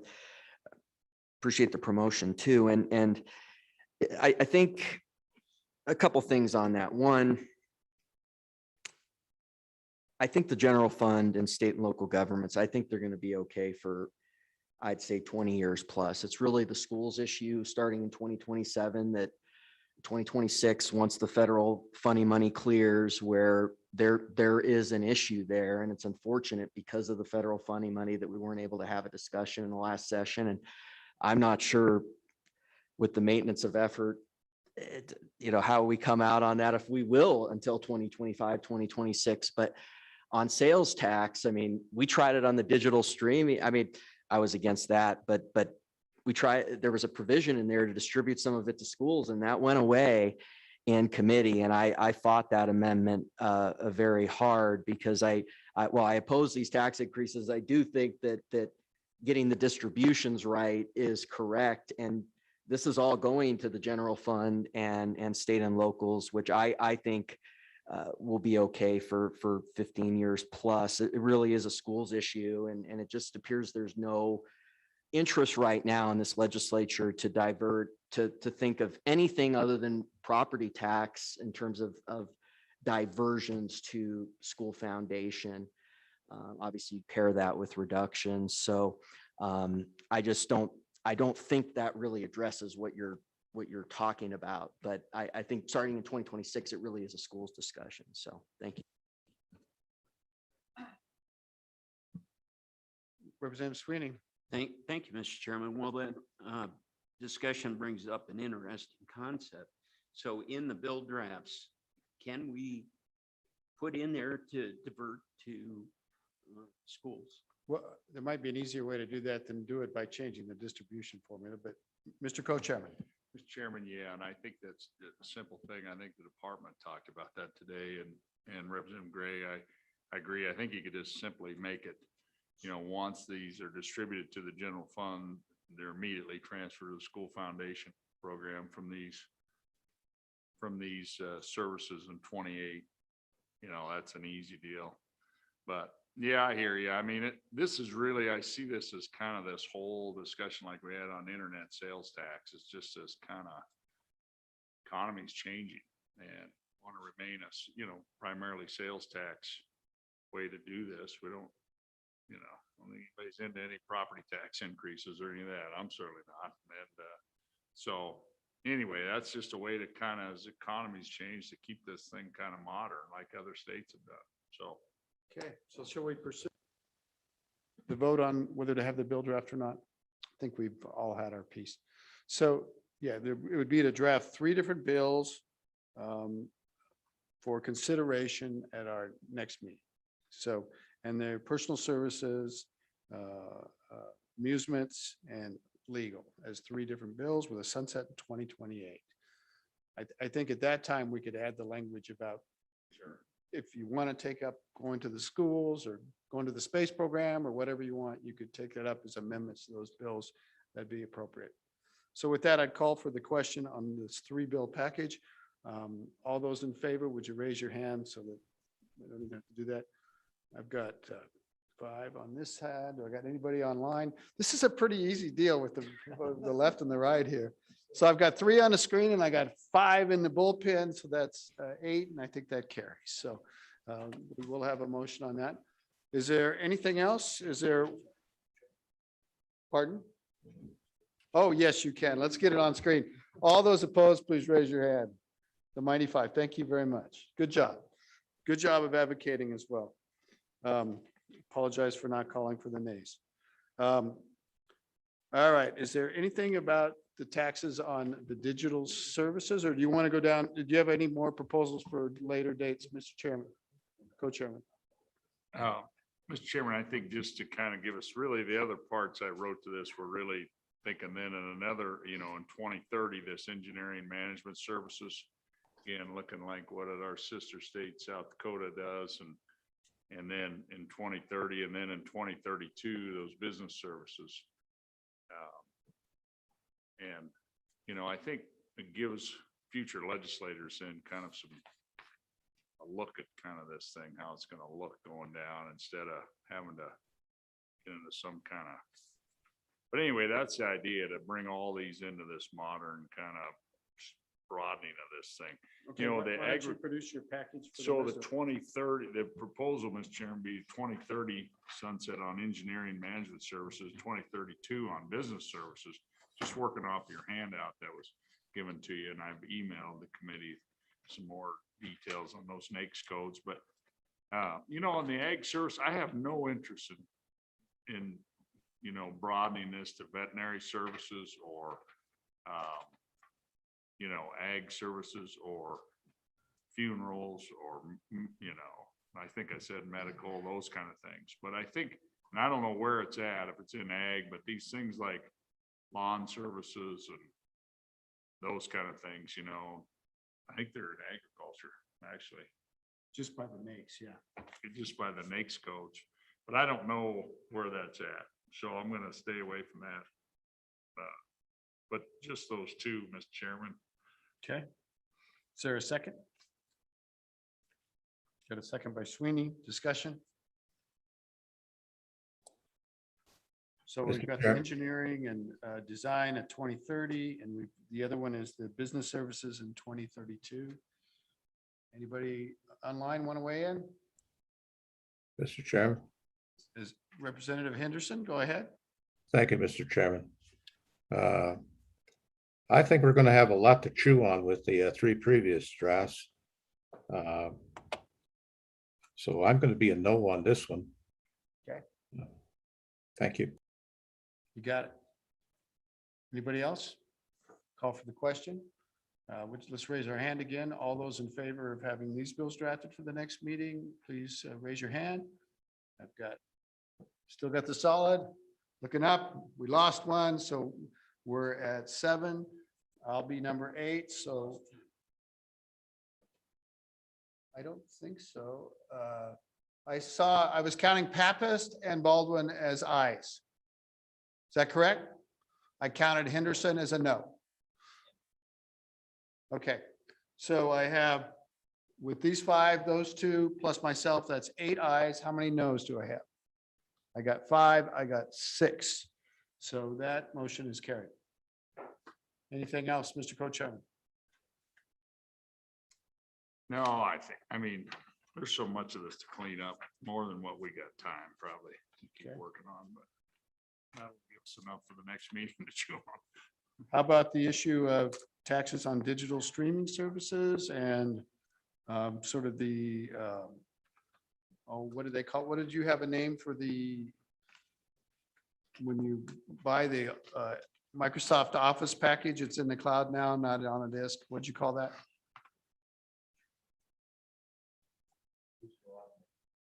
Digital automated services? Okay, remote access software. Is there any appetite for a bill in that area? I've got a motion by Yen. I've got a second by Sweeney. Discussion, Representative Gray. Thank you, Mr. Chairman. I'd really urge a no on this one. These services during the pandemic, government through its policies, and we can get into the politics on this, and there's a lot of loneliness out there, okay? And these services, people are being used more and more. I just think, I mean, we can get into the no tax increase position that I have, but just from a position of where we're at right now, why on earth would we do this? I mean, people are in their homes a lot more than pre-2020.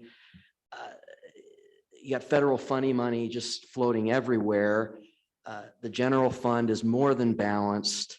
The schools have federal funding money till 2026. I mean, we're having a sunset discussion, which I must say that was a very difficult motion to oppose, but this one, I mean, I just would really urge the committee to vote no, you know, because the sunset, the framing on that was, it was 2029, but on this, I mean, it just does not make sense. And I would really urge a no. I know Representative Henderson is passionate about this, but it's, you know, $5 million. It's not, it's a lot of money taken out of our economy and people are using these services. And I just don't think this discussion is a good direction for the committee. I'd really urge a no. Thank you. Thank you very much. Senator James. Thank you, Mr. Chairman. I'll also be a no for the simple fact that businesses are going to be looking at this, and by getting rid of these exemptions or putting a sunset date on them, we're losing that competitive, what little competitive edge we have right now to attract them. And yeah, it'll give us that extra revenue, but at the burden of the people that we represent. So I would strongly also urge no on this for that reason, that it's not going to create economic development, but instead we're going to continue losing population and businesses. Thank you. Thank you, Senator James. Representative Yin. Thank you, Mr. Chairman. So I would push back on that a little bit. I would say that almost universally, these software as a service and other digital products that are remote access are universally companies that are not based in Wyoming.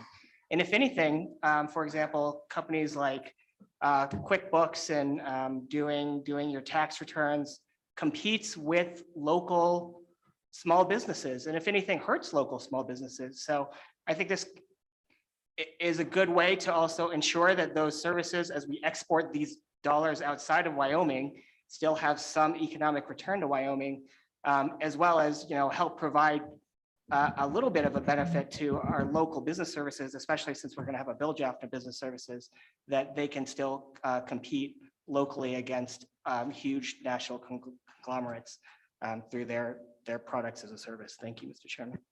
Thank you, Representative Yin. Let's get Dr. Hallinan. Thank you, Mr. Chairman.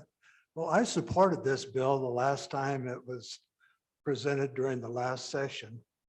And at this time, I did so because we needed the money then. But I don't think we need the money now.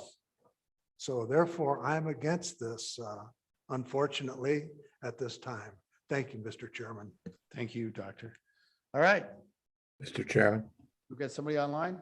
Yes, Who's sir. waving? Yes, sir. Sorry, I stepped on my other pair of glasses that were bifocals, so it's like back Henderson. and forth. Go ahead, Representative Henderson. Thank you. Thank you, Mr. Chairman. Just to build on the comments that were of the testimony given from the representative from Charter, a lot of work went into the rewording in terms of the, as I said before, the definition and so forth. That I propose a friendly amendment to just incorporate the standing committee amendment as a starting point in the draft. Is that friendly? Looks like it's friendly. Got it. Anybody else? All right, it's time for the big vote. Let's just do a hand vote again. Just to draft the bill. Just to draft a bill. I mean, you're voting. You can vote against the bill later. And is the bill currently, we didn't really talk about the effective date of the bill, but that could also be in play as we get down the line. It could be a delayed effective date. So all those in favor, would you raise your hands? We've got the mighty 5. I got 3, so I'm up to 8. All those opposed? Got the mighty 5. All right, that one's carried too. Where are we at on, is there any appetite for going back into the exemption world and putting sunsets on the major exemptions?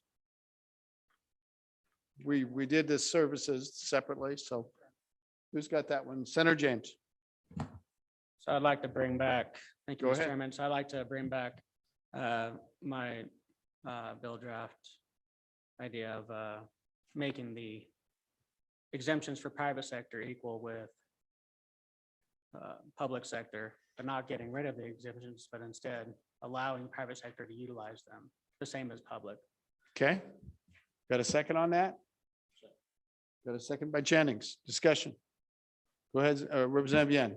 Mr. Chairman, a question for Senator James. I think I just need some examples of the types of exemptions that we're talking about. Thank you, Mr. Chairman. Go ahead, Senator James. Thank you, Mr. Chairman. So like with swimming pools, athletic centers, lodging tax with the county fair, Good job. that kind of, those type of scenarios, whatever exemption that government gets, that private sector doesn't. Or anyone dealing with public sector, for instance, a vendor selling a product to the government entity will get a tax exemption. But if that same vendor were to sell to a private sector, no exemption. So that needs to apply both ways. Thank you. Go ahead, Representative Yen.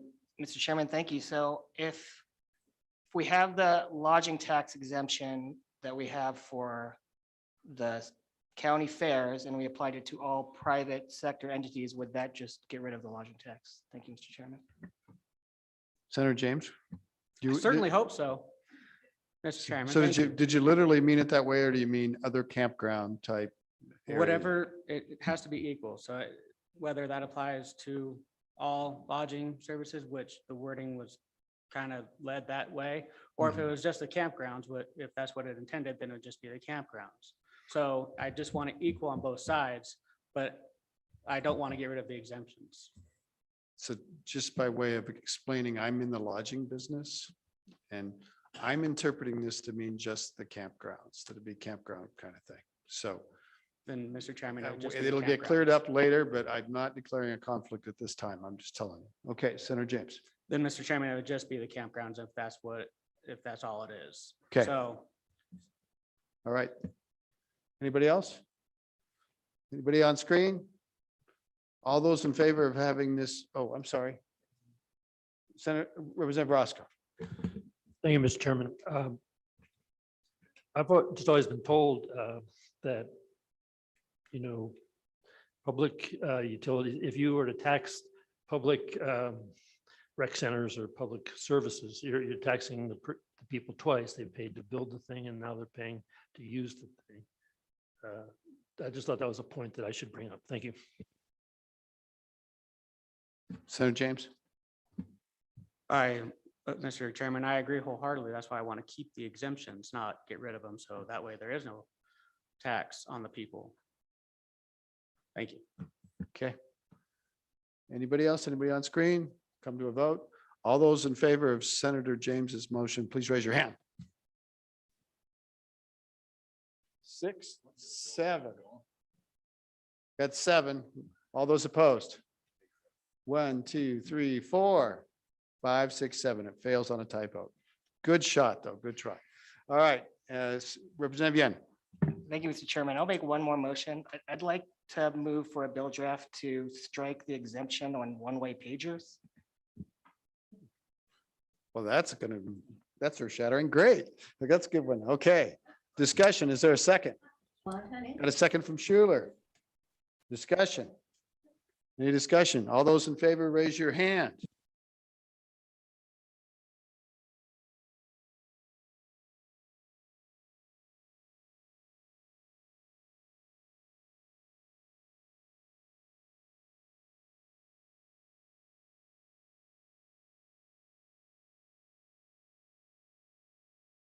I would say it's 8 in favor, 6 opposed, and one chicken. All right. Mr. Chairman. Should we give the doctor a good hand? Okay, go ahead, doctor. Thank you, Mr. Chairman. I would like to have a bill drafted that would incorporate the concept of a certificate that would be given to employees that come from out of state, that they could do a checklist on the items that we think are important, that they could sign off on when they come in to work here in our state. And doctor, are you thinking that the employee would sign off on it, or they be the employer or the contractor? Or who I would think do it's best that it would be the employer. Employer. Okay. Is there a second to that motion? I got seconds all over the place, but I heard from the co-chairman. Discussion. Any discussion? Is that clear enough? This, Representative Sweeney. thank you, Mr. Chairman. So would that incorporate basically the licensing? Car registration, for example? Yeah. Yes. Okay. Yep.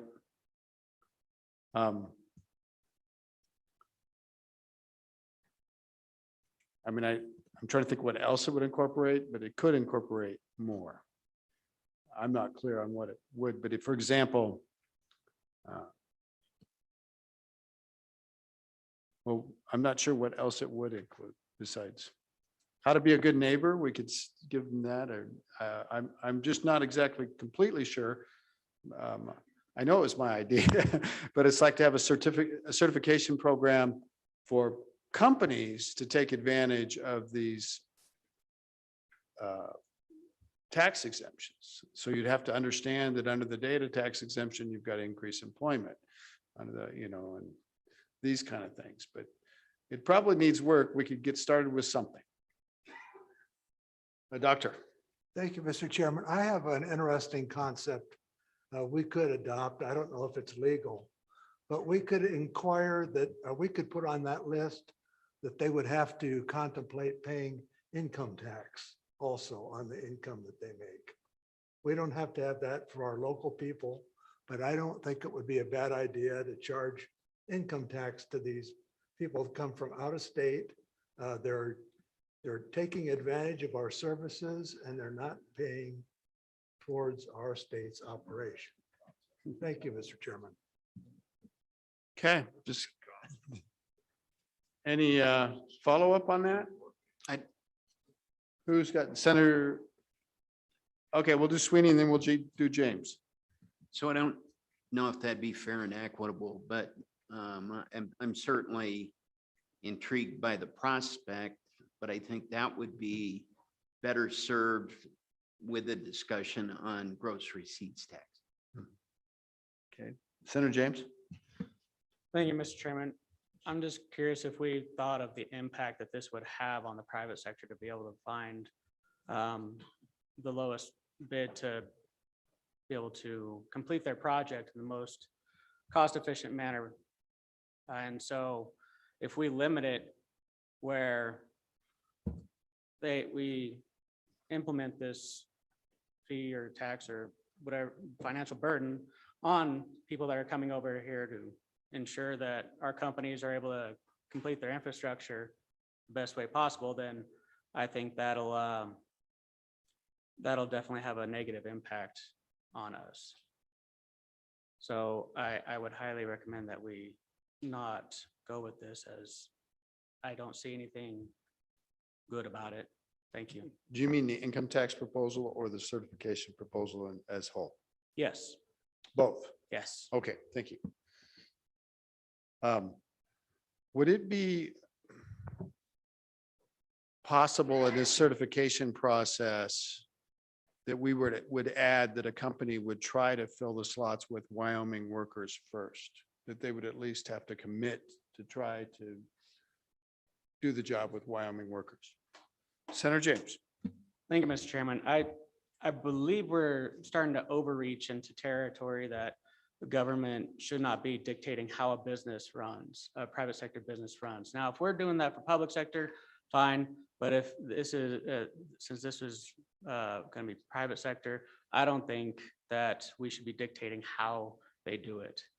I wasn't thinking of a mandate. I was thinking that on the checklist, you just require that they consider using Wyoming workers. Sort of a friendly, and maybe give lists of the unions and the unemployment offices and things like that. But this is kind of an amorphous bill, I'll tell you that. So far, I'm not seeing a lot of structure, but further discussion? Representative Gray. Mr. Chair, for the sake of the vote, I do kind of want to know what I'm voting on. Are we voting? I'm definitely opposed to this income tax thing. So thought maybe you would be. Is that in the bill draft or not? Because it Hallinan says no. Okay. Okay. All right. Everything but the income tax, kitchen sink and all. So all those in favor of a bill draft that's going to be pretty weird, please signify by saying aye, or let's raise your hands. I can do that. I've got my mighty phalanx over here. I picked up one more here. I got 2 out of 3 up above. Fred, are you awake? You just vote no. Okay, I've got 2 plus 5. I'm up to 8 again. All those opposed, raise your hand. Got 4 against. Okay, that also is carried. Anything else? You're on a roll. Representative Yan. Mr. Chairman, I don't know if I will make a motion, but I am interested in Representative Hallinan's idea of an income tax on non-residents. And curious on what his thoughts would be on an income tax on remote workers, because it's in a similar way, they don't, as a remote worker, not all of them contribute fully to our communities. So by remote worker, you mean someone that lives in Wyoming but is working somewhere else? And I mean, works for a company that's somewhere else, earns their money somehow other. Dr. Hallinan? Mr. Chairman, thank you. I would say that I'm not sure that I want to tax Wyoming people that go elsewhere, but I'd like to hear what Josh has to say, whether that would be legal for us to have income tax for people that come into our state that work here. Josh, Mr. Chairman, welcome to Revenue. Mr. Chairman, Representative Hallinan, I did, and I had actually looked it up for our discussion later today, but I had done, when we first started talking about the gross receipts tax, not directly like that, but a similar idea of just having it apply to entities that were from out of state doing work in the state. And I think there's some significant challenges to that under the interstate commerce clause. Okay. That was my guess. Anything else? Anything else on this topic of exemptions and services and digital stuff? All right. We'll call this matter closed and let's take a break and then we'll come back and Ms.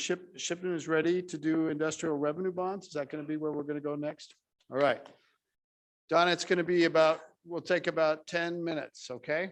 Maybe we'll come back when that clock says 25 till, and that's 5 minutes fast, by the way.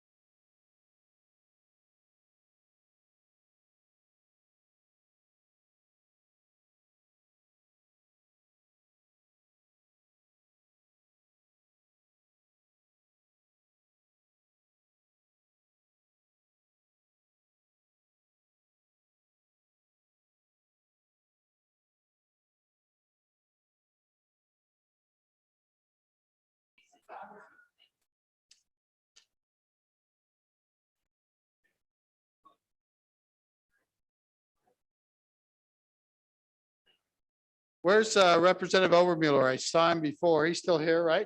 Okay, good. He's talking to lobbyist Overmuller.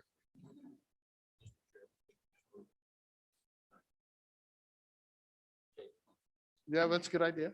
All right, let's take our seats and we'll get started again. Katie, we're online. So when your co-chairman is a football coach, you get, once in a while, you get an audible thrown your way. So the audible we got today on the agenda is that,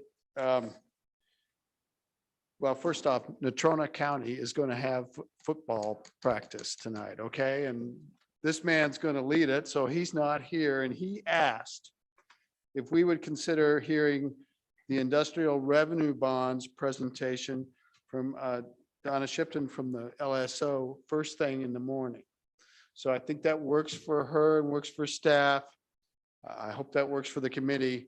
But before we skip over it entirely, if there is anyone who came here to address the committee on industrial revenue bonds, please feel free to do so and come on up and talk to us. If not, we're going to move on to the next topic. So how about it? Industrial revenue bonds? Not seeing any takers, anything from the committee? We will take that up as a first order of business in the morning so that Natrona County can have a good football practice. Okay. So now we're at the corporate income gross receipts taxes. And so first order of business on that is the review of prior income tax and gross receipts tax efforts. First, we'll hear from the Legislative Service Office, and then we'll hear from Representative Obermuller if we can. Does that work, or did you want to go first? Okay, thank you. Welcome, Mr. Anderson. Thank you. Thank you, Mr. Chairman. So, yeah, just going to be real brief here, just a little background for the newer members of the committee on the prior efforts of the Revenue Committee in this area. So in around 2017, the committee started looking into the idea of a gross receipts tax. And that went on and ended up in a bill you see there, 2018 House Bill 51, which is just a reporting of gross receipts. So it wouldn't have actually imposed the tax. It was just to kind of gather information as at the time, the Department of Revenue indicated they didn't really have a good way to estimate what that type of a tax would generate. I would note that the Secretary of State had expressed some concern with just the reporting bill, both that it would require reporting from some entities that would likely not be subject to the tax, and that also would have a fairly significant cost to their reporting system. So then beginning in 2019, that topic was still on the agenda of the Revenue Committee, but then the committee switched over to the idea of an income tax. And you'll see that as 2020 House Bill 64 was the ultimate bill that was sponsored by the committee. This was a corporate income tax, but was fairly limited in the fact that it would only apply to C corporations. And it was a tax at a 7% rate on income, and of course had the exemptions as required by the Constitution for all other taxes paid by that entity. That's really all I had, Mr. Chairman, just a kind of a brief recap of that. I'm happy to give any more detail you would like, but just take any questions. Thank you, Mr. Anderson. Questions for Mr. Anderson? Anything online? Nope. Okay, looks like you're off easy. Representative Overmuller. Mr. Chairman. I'm sorry, Representative Sweeney, go ahead. Thank you, Mr. Chairman. So, Josh, we had quite a few different iterations over the years is my recollection. Can you all hear Representative Sweeney, or do you want him to pull that microphone closer? Thank you, Mr. Chairman. Okay, So I think one of the first ones was in 19, for the 19 session, House Bill 220, the National Retail Fairness. Then we went, I think that moved on to the 20 session, and that one also was titled National Retail Fairness Act, but didn't get numbered. And then I think we might have moved directly to a national corporate tax recapture, and then finally ended up, which I think was House Bill 73 possibly, but I don't think it got numbered either. And then to 64. Does that sound like the logical progression? Yeah, Mr. Mr. Anderson. Chairman, Representative Sweeney. Yeah, I believe that's correct. And those were very similar bills from my recollection, the National Retail Fairness Act and the National Corporate Tax Recapture. And the 73, I think, was the drafting number of that one, and then it turned into House Bill 64. So that one did get numbered, but yeah, those were, I believe, very similar, and Representative Overmuller might remember even better than I do. He was leading the charge on a lot of that. okay. Senator James. Thank you, Mr. Chairman. So I was just wondering how this doesn't violate Article 15, Section 18, because when you look at Wyoming Statute 39-19-101, under the definitions, it seems to encompass corporations. While it doesn't say corporations specifically, it says that it means that taxpayer means the personal representative of an estate and the estate itself. But right above that, it says personal representative means the executor, administrator, or trustee of the estate or descendant, or if there is no executor appointed, qualified, and acting within Wyoming, then any person in actual or constructive possession of any property. So it seems like it would kind of include corporations, and therefore, when you read the Constitution, it says no tax shall be imposed upon income without allowing full credit against such tax liability of all sales, use, and ad valorem taxes paid in the taxable year by the same taxpayer to any taxing authority in Wyoming. So if you could help me understand that, please, I'd appreciate it. Sure thing, Mr. Chairman. Go ahead. Senator James. Yeah, so the bill did allow for a deduction for all other taxes paid. So if you had your income tax, you could deduct all your other taxes, and then the income tax would apply after those deductions. So it was drafted to try to take that constitutional provision into account. Senator James. Thank you, Mr. Chairman. Josh, would there be any circumstances where the income tax would be greater than all the exemptions that applies to them? Thank you.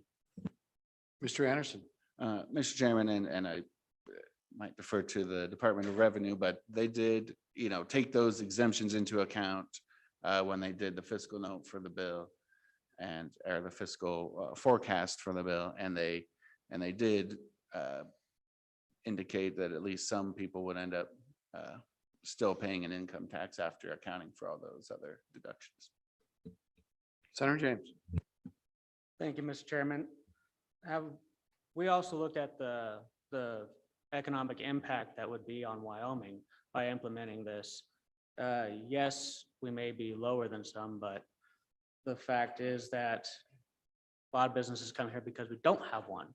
So if we were to implement it, have we looked at how it would impact us? Thank you. Mr. Anderson. Mr. Chairman, yeah, I don't know if that was accounted for in the fiscal forecast or if it would even be possible to do so. But certainly a point for consideration of the committee. Okay, thank you. Anything else from Mr. Anderson? Representative Jennings. Mr. Chairman, Josh, I appreciate your time on this. You made a statement that I think caught my interest there, that some people would end up still having to pay taxes. But in the bill, how would that work? Is that indicate that there would be corporations that might get rebates on, and they did not have enough, or they had so many deductions that they actually got rebates above and beyond what might be paid in? Mr. Anderson. Mr. Chairman, Representative Jennings, I believe the bill was drafted so that it wouldn't allow for a rebate, but certainly could be conceivable that a corporation would have enough deductions that they would not end up paying a tax. I think the key as to what corporations would probably end up paying taxes and what would not is if you think about the business of some corporations versus others. So the Constitution allows for the deduction of property and sales tax and use taxes. So companies that would have a lot of property taxes, which includes ad valorem taxes, would have more than enough under most circumstances to offset any income tax liability. So that would probably be your mining sector, probably a lot of other sectors. But if you take this to the other extreme, and I have an example right here in front of me of a retail store, it's part of a chain of retail stores. And I looked at the taxes that they pay at their facility in Riverton, Wyoming, for example. It's not in my district, but it's pretty close. So of course, really in Wyoming, a retail store only pays property taxes and sales taxes.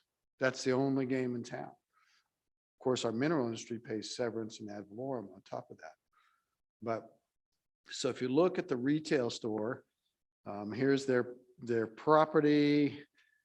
They have the store itself, and they have land around the store, and their total tax bill for that is it's less than $200,000 for property tax that they pay. I'm not sure what the store is worth, but then you ask the question, well, what about the sales taxes that retail store would pay? And so we're not talking about the sales taxes that they collect, because they collect a lot of taxes and send them on, but those are collected from other taxpayers. But if they use something in the store, they buy new fixtures, or they do something that's taxable, they would have sales tax. It's not really conceivable to me that large big box store would have more than another $100,000 in sales tax. And I think that's a big reach. So their total tax burden might be $300,000. It's a bit hypothetical, but their total amount of revenues, and I'm sorry, that was their assessed property. Their actual tax burden is really something like just north of $100,000 that they actually pay in taxes. So I have a business and I pay $44,000 a year in property taxes. My revenues are less than $3 to $4 million. But I bet you, so I'm paying about a little under half of what this big box store is paying in property taxes. So just say that they're 3 times. I guarantee you that their revenues are closer to between 50 and 100 and maybe north of $100 million. So an income tax would begin to capture a company like that, where they don't pay a lot of other taxes. So that's exactly who would be paying the kind of income taxes if they were imposed in Wyoming. At the personal level, if we were to have one, and I don't think anybody's ever really proposed one except for on very high income people, your own deductions would be property taxes and sales taxes. So you'd have to keep track of the sales, the things that you buy in Wyoming, or the use tax that you pay on stuff you buy outside of Wyoming. And then you'd have to pay taxes on the property that you own.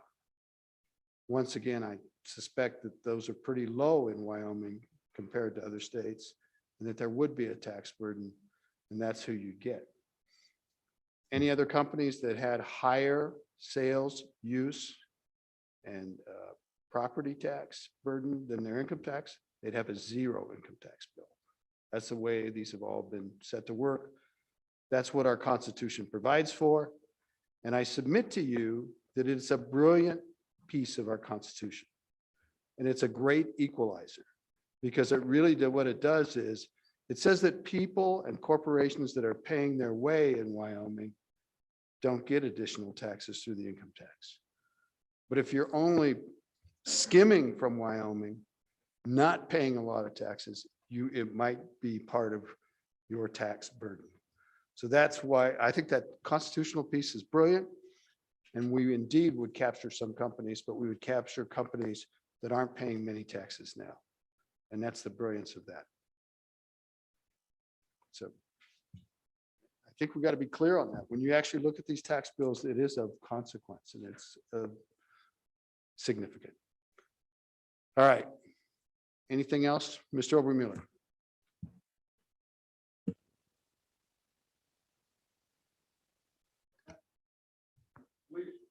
We'll leave the Mr. in the chair and we'll get the representative up there. Mr. Chairman, while Representative Overmuller is coming up, you know, at the time, Dean Tempe had put together a memo back in September 12th, 2019 for the Revenue Committee that kind of went through part of this. If this were to move forward, there's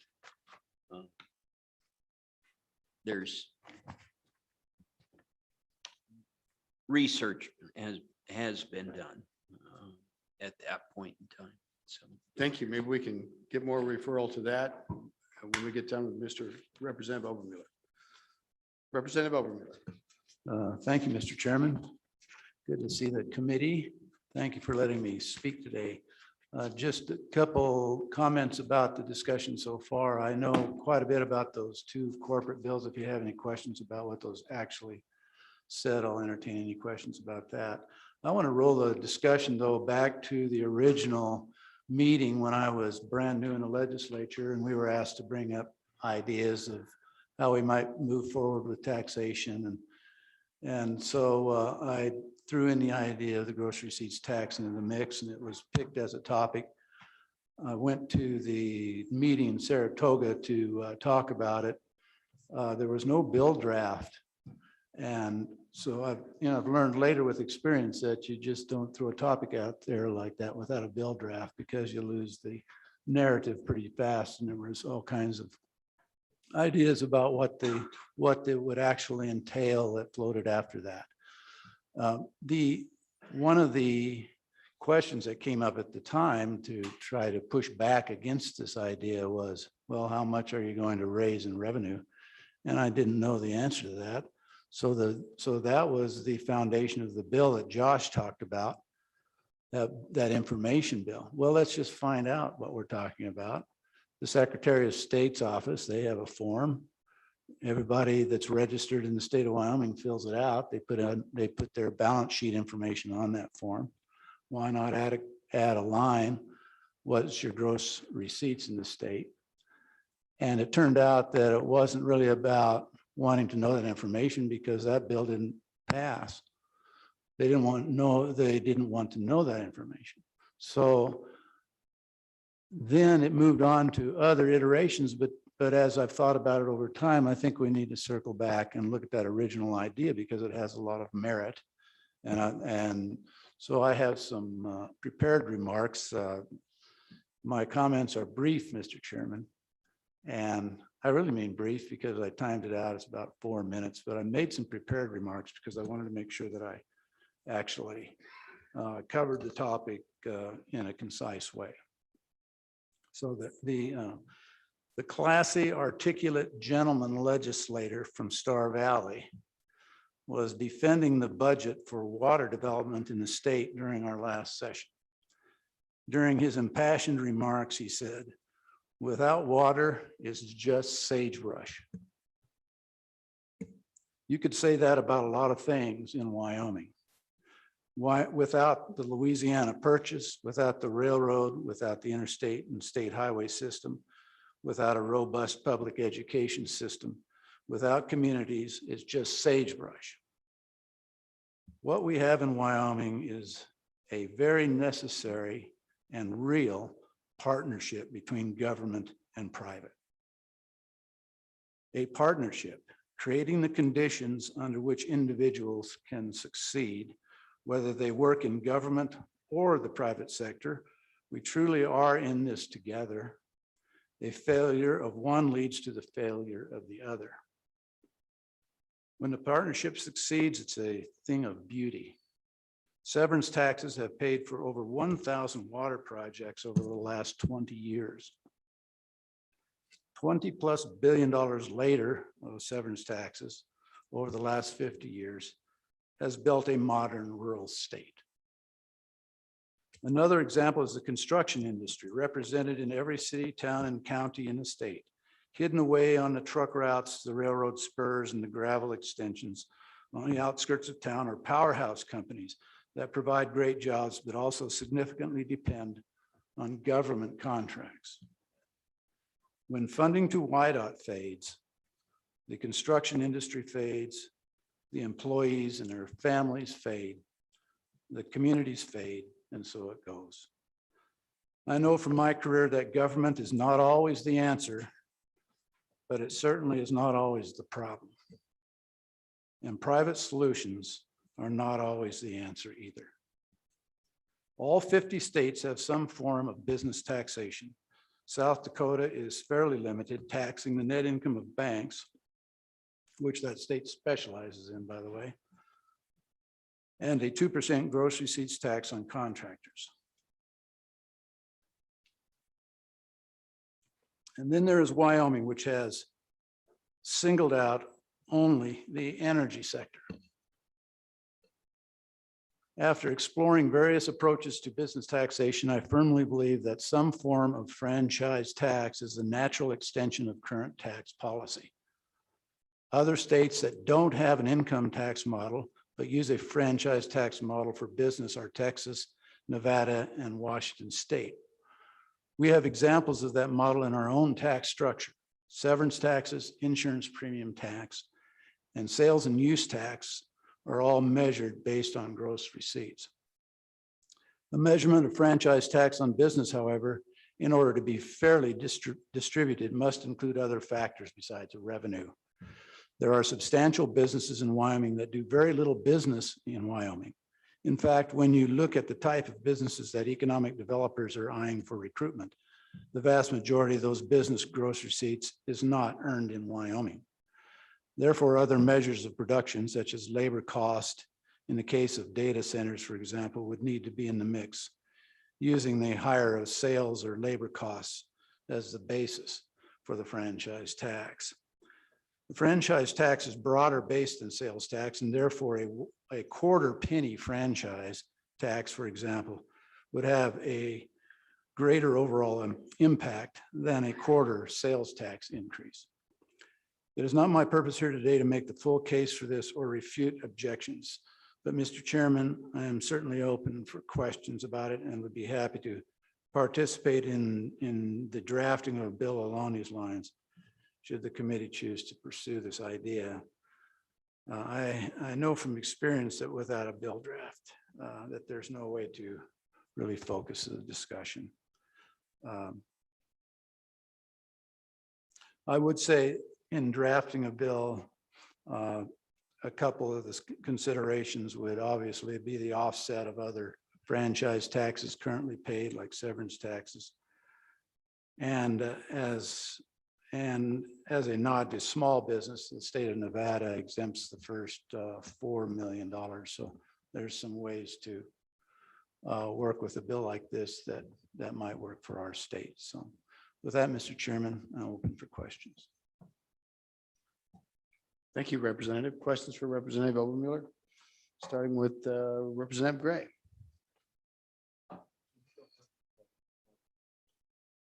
You're welcome to think more. Senator James. Thank you, Mr. Chairman. So I'm not quite sure if this would work the way that I'm thinking it will. I'm hoping that it'll end up being a wash, but there's currently 4 other states right now that are able to deduct their corporate income tax from their federal taxes. So if we were to implement that, is it going to be a wash like I'm thinking it's going to be? So technically there would be no additional financial burden on the companies as they would be able to deduct it from their federal taxes, since federal taxes are far higher than us. Thank you. Mr. Chairman. Go ahead. Senator, you are right. The net effect of that to the businesses would be much smaller. It's not a dollar for dollar offset, but it would be to the extent of the corporate tax rate they pay. So It's not Mr. Chairman, to follow up, it's not a credit. It's a deduction.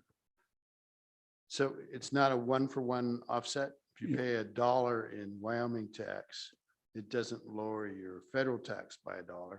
It lowers your income for federal tax purposes by $1, which would flow through your tax rate, which corporate tax is 24. Whatever the current rate is. Whatever the current rate, I think it's going to go up. But so that's the way that works. Is that helpful? So, Mr. Chairman, so it's not what I'm thinking it would be then? No, correct? the federal government, they're kind of jealous of their taxes. It used to be for inheritance tax. There was exactly that. There was $1 for $1, so that if we could collect an inheritance tax in Wyoming and a state tax, and it didn't affect anybody's total tax burden because it was perfectly recognized by the federal government. But so it was actually a credit, but that's not true anymore. So, and there's no other tax that I know of that's a credit. Follow up, Mr. Chairman. Absolutely. Except for under our Constitution, our other taxes are a credit against income, $1 for $1. Go ahead. So then we would have the ability to make it $1 for $1 and make it to where it doesn't matter what the tax rate is. It would be no extra financial burden, as it would be $1 for $1 with the federal tax. Are we able to do that? We can't change federal tax policy. Right, Mr. Chairman. Well, I'm not asking to change federal tax policy. I'm just asking that we are able to allow the company to do for $1 for $1 tax deduction. So that way, if this were to go into play, it would be just a wash and it would be no extra burden or cost to the company. So I'm not exactly following you. Are you? Mr. Chairman. Go ahead, if you can help me. Yeah, thank you. Mr. So I'm Chairman. not following. Right. The question gets back to the difference between credits and deductions. Credits are $1 for $1 against whatever tax is generated. Then you get a credit $1 for $1. Unfortunately, I would love to be able to say that that's the way this would work, but it wouldn't. It wouldn't be a credit against the tax. It would be a deduction to get to the net income to be taxed. So whatever the federal tax rate is what you're saving out of it. So a quarter of a penny in this case, would be, you'd still be on the hook for 3/4 of that quarter of a penny in round numbers. Okay. Representative Baker. Thank you, Mr. Chairman.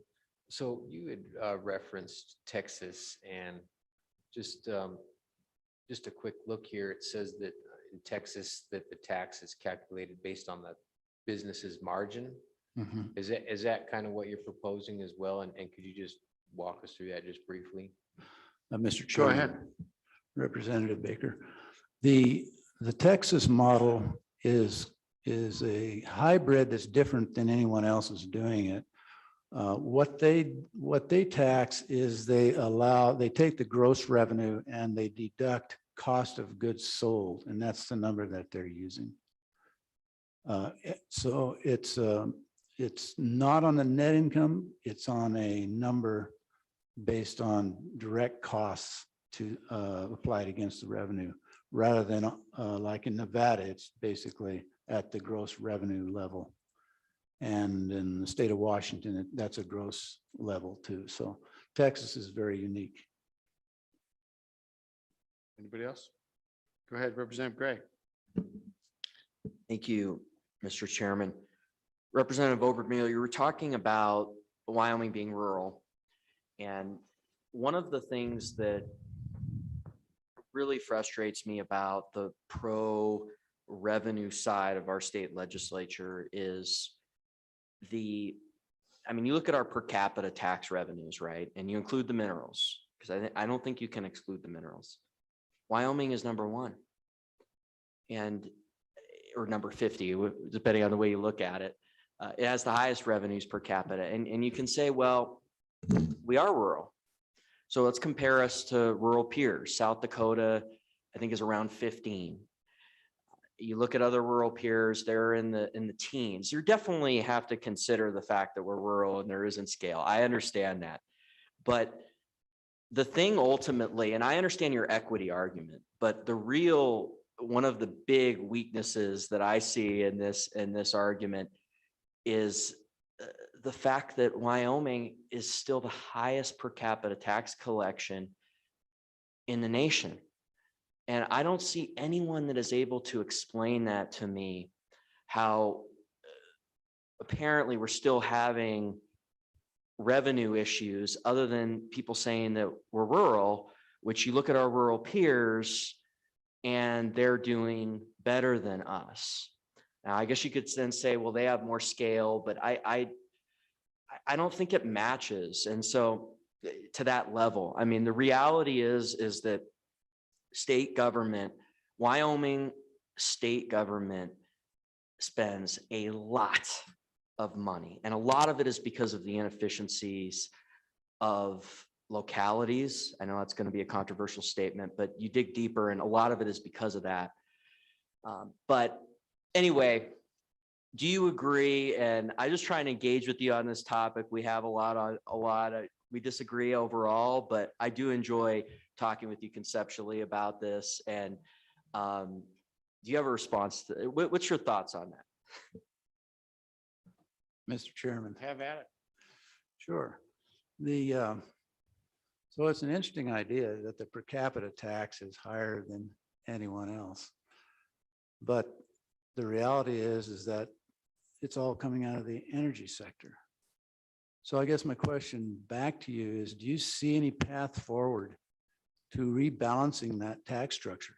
Even if there was no more net increase in dollars, just theoretically, what does the representative believe about rebalancing the tax structure in this state so that it's fair to the energy industry?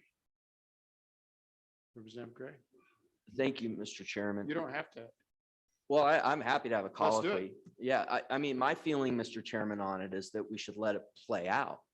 I mean, there's this presupposition from certain members and on this committee, and just this presupposition that it's all going to fail.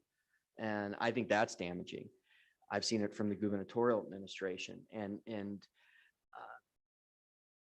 why would you presuppose that? Because if it doesn't happen, and we get another coal bed methane boom or even a mini boom like 2010 levels, then you have all the new revenues plus the energy sector. And I never see these being paired with reductions to the energy taxes. That's kind of an interesting point too. I mean, because a lot of times I hear, well, the load should be taken off. Well, if the load's going to be taken off, then if that's the argument, then these proposals would be paired with reductions to energy taxes, and they never are. And so that it's difficult. I'm not accusing anyone of lack of sincerity, but it's difficult from my perspective to engage with that argument in a sincere way, because it's never paired with a reduction, which it could. I know people say it's a single subject violation. I don't think it is. And so it's just that's my response to it. Mr. Chairman. It's an interesting idea, Mr. Chairman, Representative, that there's no evidence of any decline of revenue from these sectors. When, in the year that I came into the legislature, there was a number sitting in the data book that showed $200 million from coal lease bonuses. You know what that number is today? Yes, you do. 0. And go back into the tables in the Craig report. Have you spent time in the tables in the Craig report and seen a decline in severance taxes, federal mineral royalties? So this idea that there's no evidence of a decline in these industries, particularly the big elephant in the room, the coal industry, that just doesn't wash with the facts. And then to make the assertion, Mr. Chairman, that the only shortfall we have right now is in education also belies the facts. There was a study done in the highway fund, an outside study that indicated a $300 million annual shortfall. Now you can say you don't agree with these kinds of studies, that the numbers aren't real, but the facts on the ground are real. Because what WIDOT is doing right now has gone into a mode of repairs only, just trying to keep up. Mr. Chairman, do you know what that does to the construction industry in this state?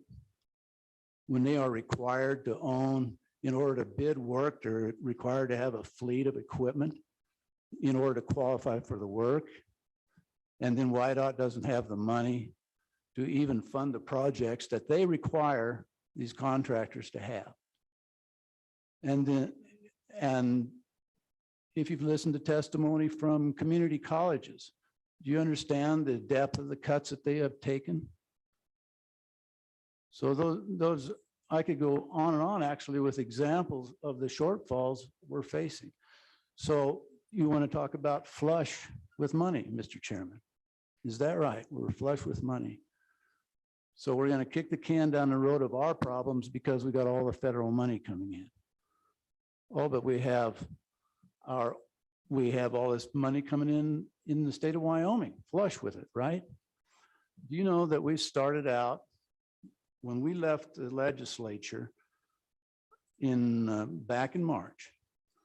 We had drawn on our reserves across the board $1.3 billion. So we got a bunch of good news this summer, and we've got capital gains that poured in. We've got increases in severance taxes. We have increases across the board. Boy, that totals 500 million, might even be 600 million. Wow, we're flush with cash. Do you know where that goes? It all goes to restoring reserve accounts. There's none of that that goes to general fund, other than the fueling of the LISRA. All of it goes to refueling reserve accounts that were down to critical levels. Wyoming Mineral Trust Fund before capital gains was down to $95 million. And that's supposed to guarantee SIPA and cover shortfalls in revenue. And the only thing that props up these revenue accounts are capital gains from our permanent fund. So if that's your definition of flush with cash, then we have a disagreement, sir. Thank you, Mr. Chairman. Let's let Representative Gray respond, and we'll jump down to Senator James. Yeah, thank you, Mr. Chair. Yeah, I don't want to get heated here. I enjoyed talking with you about this. I mean, I think that, first of all, I mean, I think it's not good to discuss things in polarities. I never said there's no decline. Okay. And in order to have a really complete conversation in the legislature, we gotta not talk in polarities. I mean, are we comparing to the 2004 coal bed methane or early 2000s coal bed methane boom? Are we talking about 2010 or 2011 or 2012 or somewhere even less so than that? I mean, the reality, and this gets to the second point where, you know, people picking out certain shortfalls or looking at the highways or community colleges. Overall, though, what no one is able to answer to me is why Wyoming has the highest per capita expenditure by leaps and bounds. And even when you correct for scale, correct for our rural nature, it is leaps and bounds ahead of that. nobody, I haven't heard an explanation. I think a lot of it has to do with expenditure within localities, which is quite high in Wyoming. There's been some interesting research on this, but you can pick out certain things where there's shortfalls, and I do think there's areas where there's shortfalls, but how about all the areas that are classified as wants versus needs? All the new buildings that possibly aren't needed. And you could go down the list. I mean, there's a lot of back and forth we could have, and I'm not trying to be difficult here, but I just do not understand this, how we can interact with this without looking at the fact that we have highest per capita tax collections in the country and highest per capita spending in the country. And the answer just cannot be that it's rural. That's why it is, because there's other rural states and they're nowhere near where we're at. There's an answer here. And that is, and that's what one of the things that I struggle with in this conversation. Anyway, thanks for the colloquy and thanks for the opportunity. We'll probably have more. Senator James. Thank you, Mr. Chairman. So I'm curious if you had looked at the impact that putting this corporate tax in place, if you had looked at how that would impact Wyoming, and instead of imposing a tax on corporations, have we looked at ways to attract other businesses, more businesses to kind of, add more revenue? So that way we don't have to do this, because in my mind, imposing a corporate tax won't attract anyone. I mean, stuff like temporary tax breaks, stuff like Florida and Texas do. They're soaking up all the businesses right now that are fleeing California and all the other places. And looking at what they offer, why are we not offering that instead of penalizing them and kicking them while they're down right now, like you so stated? So that's my question. Mr. Chairman. So I don't know. I really wasn't thinking that this whole topic was going to be Representative Obermuller against the world. I mean, I was thinking, so I don't mind you having taken on my powerful five over here, but I'm wondering if that's the most efficient way to go forward in terms of the big picture, but you're certainly welcome to respond. Mr. Chairman, I would like to respond to Okay. Senator James. All right. The Texas model where they're going gangbusters is exactly what I'm talking about, that we should draft something similar to that. I believe Florida has an income tax too, 6% income tax. Right. And they're also a state that doesn't have an income tax. And They do so- have an income tax. Not an individual income you're tax. So that's the part of You're right. part of what we're trying to do is do something that will fit with no personal income tax. And so this franchise, and Texas has that model, so they're part of that. Gotcha. Here, and I would, Mr. Chairman, I would like to address the other question about Go ahead. if Wyoming doesn't have a income tax, why doesn't that attract business? It seems like that's a natural thing, right? And the answer to that is understanding how state tax systems actually work. Companies pay state income tax where they do business. So if a business comes to Wyoming and all their business is in the rest of the nation, they pay their taxes to those other states. It doesn't matter to them that Wyoming doesn't have any income tax. They're paying it to everyone else. And Wyoming, other than the smallest businesses, is in that kind of situation. You look at economic development and what are the kind of businesses that they're trying to develop in this state. And it's businesses that will take their products elsewhere, right? They're big enough to export what they're doing, bring some money back into the state. They pay their taxes in those states where they do that business. So it's not attractive to these states to come here for our tax policy. What's attractive to new business is all sorts of things that have nothing to do with with that. Labor force and amenities and all kinds of issues.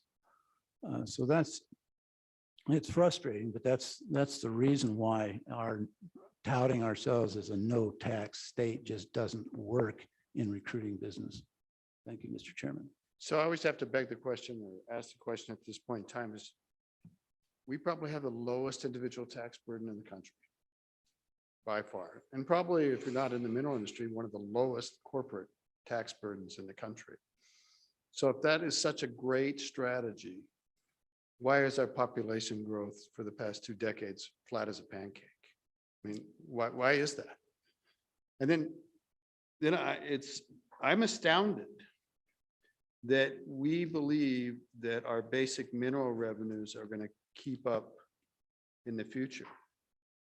I mean, coal has gone from north of 400 million tons a year, and Mr. Detai's here, he can straighten me out exactly, to it's going to be well below 200 million tons. But it is sort of remarkably holding steady the past year. But does anybody in the room think that they'll be mining coal in Wyoming in 10 years? Mr. Detai, put your hand up. Get it up there. All right. Does anybody really believe that? Do you believe that we'll be mining as much as we mine now? Or we will be, and because of sequestration or what? You know what? If they open up a port in the Northwest, you know how much, if it operated at full capacity, it would take the production of one mine. And that mine's going to be a Montana mine. We won't even get on that gravy train. So what about oil and gas? Has anybody been following that there's a moratorium, an attempted moratorium? Does anybody believe that people want to get off of carbon minerals? I mean, you can say you don't believe it, but our customers believe it. You know, so you can say, well, I don't want to do tax reform. Let's leave it on these carbon-based minerals because it's all going to be okay. Well, I'm not so sure that that's true. I don't think it's true. And I think the world has really changed on us. I'm not saying all those policies are for the best, but it's reality. And yes, we do have a very expensive form of government. Why this state with 500,000 people, 550,000 people thinks it has to have 23 county governments escapes me. There are plenty of counties in the country that have that many people in and of themselves, but we're stuck with that. It's a very expensive system. Why this state thinks that it needs 7, now 8 community colleges on top of the university, I have no fathom of why that's a good idea. But it is the reality. And when you say that we're not as rural as other states, we are. We're more rural than Nebraska if you draw Alaska, if you draw a box around the places where people are, the amount of roads that are served, and what we have to provide in a rural state. So you either believe, you can believe one thing about the future or not, and it will just be here. But last year we had a crisis in our future minerals, and we've been saved by a couple of things, one of which is a tremendous amount of federal money. So we can do nothing about it. We can kick the can down the road, which is what the legislature always does. Or we could put in a proactive change in our tax structure that maybe it has a delayed enactment clause so that it comes in a couple of years or 5 years or whatever, it begins to dial in, and we can begin to have reforms. And if your future comes about with a pro-minerals, pro-carbon future, then lo and behold, wonderful. We won't need to implement those taxes at that time. But if we don't do the groundwork, we're not going to be anywhere. So let's hear it. So, Mr. Representative Chairman. Baker. Thank you, Mr. Chairman. And I just have a question for Representative Overmueller as far as his vision on this franchise tax and how it plays out, because I was looking a little more as far as how Texas implements it.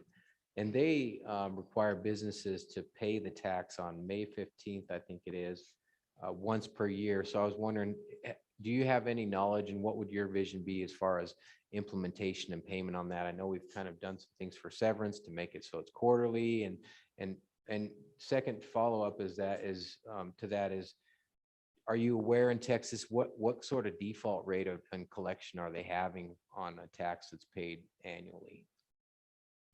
Mr. Chairman, I'm sorry. can. I'm sorry, I don't know enough detail about the experience that Texas has had, other than it is still in place, contrary to back in 2017, when we were told they were just about to catapult it out because they didn't like it. It's still there. And the reason it's still there is the same reason that we all face. There's no replacement for it for them. And they use it to fund education. That's where it goes in that state. That's why it came up under Governor Perry's administration. That was the bill they ran to fund their education laws, which Representative Gray talked about earlier, the education shortfall. Thank you. Representative Baker. Just to make sure that my last question was clear, is your vision an annual or like a quarterly collection? Mr. Chairman, I really hadn't thought about the collection aspect of it, Representative Baker. Okay, I'm going to go over here for a while. You guys can save them up. I haven't been paying enough attention to the right wingers over here on the right side. So Representative Yin. Thank you, Mr. Chairman. I mean, I think with what we've been doing is throwing out some numbers, and I'd like to provide some citations for some things. So the chairman is almost correct. We are number 49 on state local tax burdens, according to the Tax Foundation. The only one with a lower resident tax burden is Alaska, which is a similar state to us, where it's heavily mineral extraction in a similar way. And when it comes to per capita spending, we're actually ranked number 15 on per capita spending, and that's about 53% of the top state that has the highest per capita spending, which is also Alaska. So our per capita spending has many more states above it. We are not the most extreme per capita spending, even with our most rural, our very rural state. And that number comes from the National Association of State Budget Officers divided by the census estimate for the 2019 population for each of the states. Thank you, Mr. Chairman. Thank you, Representative Yin. Working down, Representative Schuler, Senator Schuler. Thank you, Mr. Chairman. I've been called worse. No, I'm just kidding. I would be fine either way, but I guess my question, actually, I do have a question at the end, but before I get to that, I think we were all a little scared a few years back when things were, going south with oil and coal and gas. And I think we were looking at one time at a 1.5 billion deficit in the state. And so obviously we did some good things. I mean, we went in and we cut.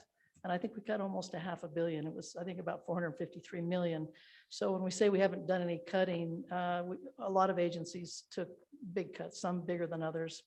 Maybe we needed to do that. Maybe we needed to streamline a bit. But I look at just the volatility of, gas, for instance.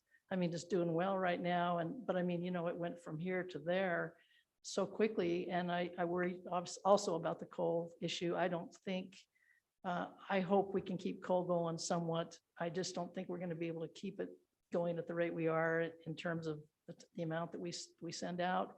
So I am concerned about other revenue streams. And I guess my question is, I kind of like the idea when we looked at the corporate bills, was it 2 years ago? We looked at it and it talked about maybe exempting companies that had 100 shareholders or more. And I think that I really like the idea you mentioned about Nevada exempting maybe the first 4 million. Is there something like that we could take a look at rather than, the amount of shareholders they have or the size of the company or whatever, and still make it fair and equitable? Thank you. Representative Overmiller. Mr. Chairman, Senator. This idea that I'm coming forward this time doesn't include any threshold like that. What covers that same idea of sheltering small business and giving them some edge here is an exemption like the $4 million exemption. And in this iteration, that replaces the idea of the 100 shareholder cutoff. So. Okay, Representative Sweeney. Thank you, Mr. Chairman. So Representative Obermuller, so thank you for your visions. I mean, you've, over the last 5-6 years, certainly tried to lead us in different ways of trying to point out what I believe, along with you and a number of people, the reality that Wyoming is going to have to face. And I applaud you for, keep thinking in different iterations of what might be best path forward. I too believe that we've got to start looking, and I know you've taken a lot of personal heat in the paper by our former Secretary of State, who ended up resigning, and that really wasn't proper, or I don't think you ever got an apology. So with that, do you feel with this new version, we should push forward? This committee should look at reviving kind of the reporting portion back to the Secretary of State's office. And my recollection on that bill was it was simply a modification for one line addition, but maybe it was more than one line on the reporting, which didn't seem to me like a huge ask. Is that the direction you feel, and that would give folks more time to work on this new tax version, that so we would have some numbers to work off of? Representative Obermuller. Mr. Chairman, Representative Sweeney, at the very least, I think an information bill would be helpful. I would like to see a bill draft at the franchise tax level just to get the particulars into the mill so that it isn't out there at the whim of everyone's interpretation. I mean, by the time it got done being hammered back in 2017, someone had heard that the tax rate was going to be 6%, the same as severance tax. So so I think it's important to actually have a bill drafted so that the concepts are there to look at. At the very least, an information bill to know if that's all that the committee is willing to go with. But that should include, at this point, it should include more than just gross receipts, because as I said in my remarks, some companies don't have any gross receipts in this state. They just have a lot of employees. Their business is elsewhere. So we would also need to know additional information like what is your total payroll in this state. So, what those questions would be in a reporting bill would have to be worked out. Thank you, Mr. Chairman.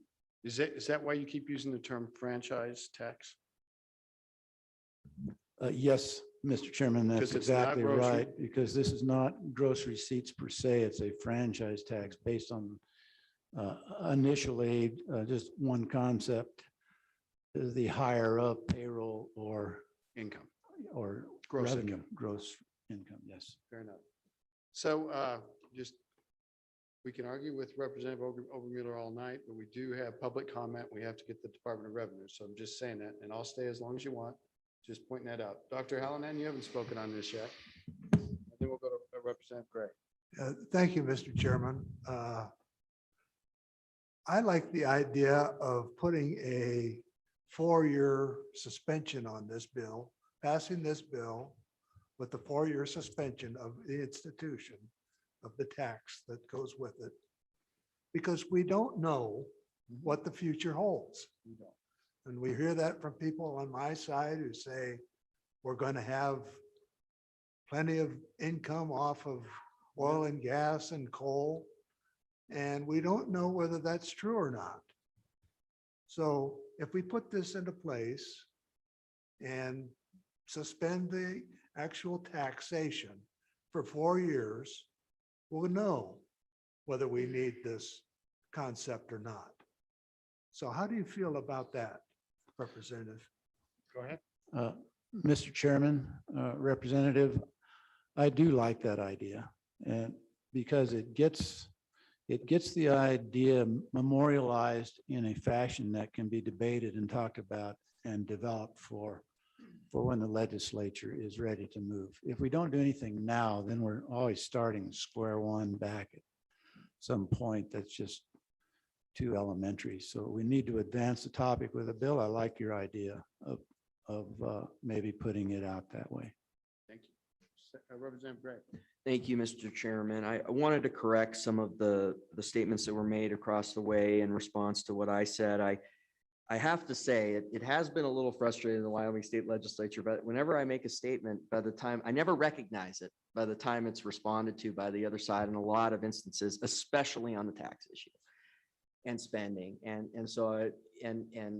I think that shows the weakness of the argument in some ways. I never said that Wyoming is not rural. That is an inaccurate statement. I said that we have peer states that are also rural. Now, I understand that you can say they also do not have scale, but and maybe they have a little more scale than we do. You could say that with the South Dakota peer example, but I don't think that was not an accurate response. And you know, in response to Representative Yin. So there's a lot of different studies on this. I haven't seen the one you had. I've interacted with 3 or 4 just in the last moments that all had Wyoming at number 2 with expenditure. I take out Alaska because they have their rebate system. We don't do that. And when you take that out, it's number 1. It is.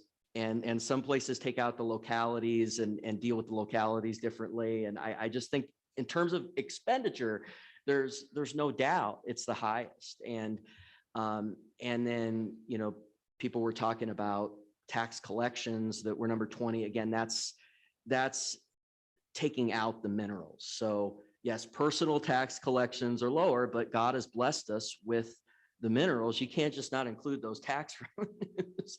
That's not, you know, you can't get to the right conclusion if your premises aren't accurate. So you got to have that in there.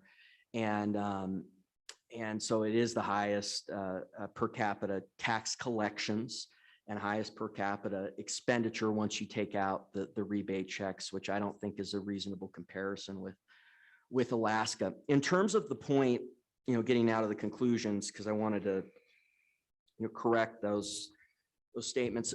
You know, I think, you know, the statement from Senator Case on why are we not achieving more economic growth with our low tax structure? It's not just low tax structure to get economic growth. You largely have to have 2 things. A lot of interesting research on this, and I think Senator Case as an economist would certainly understand this. You have to have economies of agglomeration, and one of the easiest ways to achieve that is to have a low tax structure. Okay, now there are other reasons. Some of them have to do with things like climate. Why having a low tax structure hasn't achieved economies of agglomeration, but taking away a low tax structure is not going to make it easier to achieve economies of agglomeration. So, I mean, we got to have an honest argument here as to why the low tax structure hasn't worked. And taking away the low tax structure isn't suddenly going to achieve economic growth. That's a totally different argument, one that I haven't seen a single case study of how that's the case. But the reality is that it has been challenging to achieve scale. A lot of different reasons for that, but the easiest way to get there is to maintain our low tax structure. At least that's one tool in the toolkit. then we talk about other items. And I wish we could have more of a discussion with the Business Council on how we check off the boxes and some of the other challenges, but some of them are ones that are very difficult to address and why we struggle with economies of agglomeration. And on this point that Representative Hallinan made on moving back the effective date, my concern with that, aside from the fact that I think on its face that reduces economic growth, which is a huge concern, is that on the back end, you end up with a super state. I mean, potentially. How about if the minerals continues or grows? And as Chairman Harshman has talked about, you really need 2 of the 3. You don't need all 3 necessarily to have enough to fund state government. Typically, if we have on the coal, oil, and gas trio, if 2 of the 3 are there, it's enough to have a balanced budget. And so we want all 3, but some are volatile. You can pick out any year. One year was great for coal, not as good for oil and gas. But if you have 2 of the 3, sometimes even 1 of the 3, you're going to have enough to achieve a balanced budget. But my concern is that 1 of the 3 is at a rate where we're achieving highest per capita tax revenue still in the nation. And then this is kicking in. And then you have this kind of super state situation. It's going to be spent. I can tell you that. And I'm not sure, I doubt it will be moved back because there's always another potential expenditure. There always is. But is it a need or is it a want? That's the question. And how do we effectuate having the self-control to be able to say no to the second? And so anyway, that's some of the responses to the last few points. Thank you. Thank you. I'd like to propose that we get the Department of Revenue up here. Not that they had any direct presentation on this, but they might talk about administrative challenges or other comments on the whole gross revenues, franchise, corporate tax. You want another? Mr. Chairman, can I just have one final? Can you make it say? short? I will make it short. All right. The status quo with the energy industry carrying everything with our per capita highest tax and all that masks a very serious problem. In the last 50 years, when we've had severance tax and built up these programs, we've been invaded by the global economy here.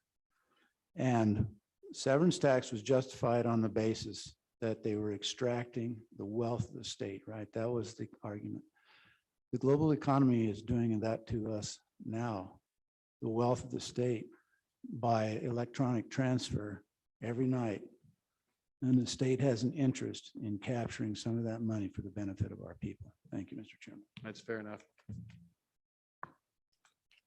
So, all right, let's hear from the Department of Revenue. Ms. Henson. God, just cannot. I'm so sorry. You're fine. Mr. Chairman, Brenda Henson, Director of Revenue. So my research with this, I have to say there's been a great deal of discussion in the 16 months that I was retired. Yeah. You have all invested a great deal of time, wonderful comments. What I did is I looked back at that House Bill 51, the reporting of gross receipts, and based on the discussion that I've heard today and Representative Overmuller's testimony, I think that, perhaps that being a starting point as far as collecting some information when we are looking to possibly moving to a franchise tax model, I think that warrants further investigation. And quite honestly, I'm not real familiar with how franchise taxes differ from income tax, corporate tax, and I know Representative Overmuller could assist with that research. But I think that with some wordsmithing, we could take that House Bill 51 entitled Reporting of Gross Receipts and then change some of those components.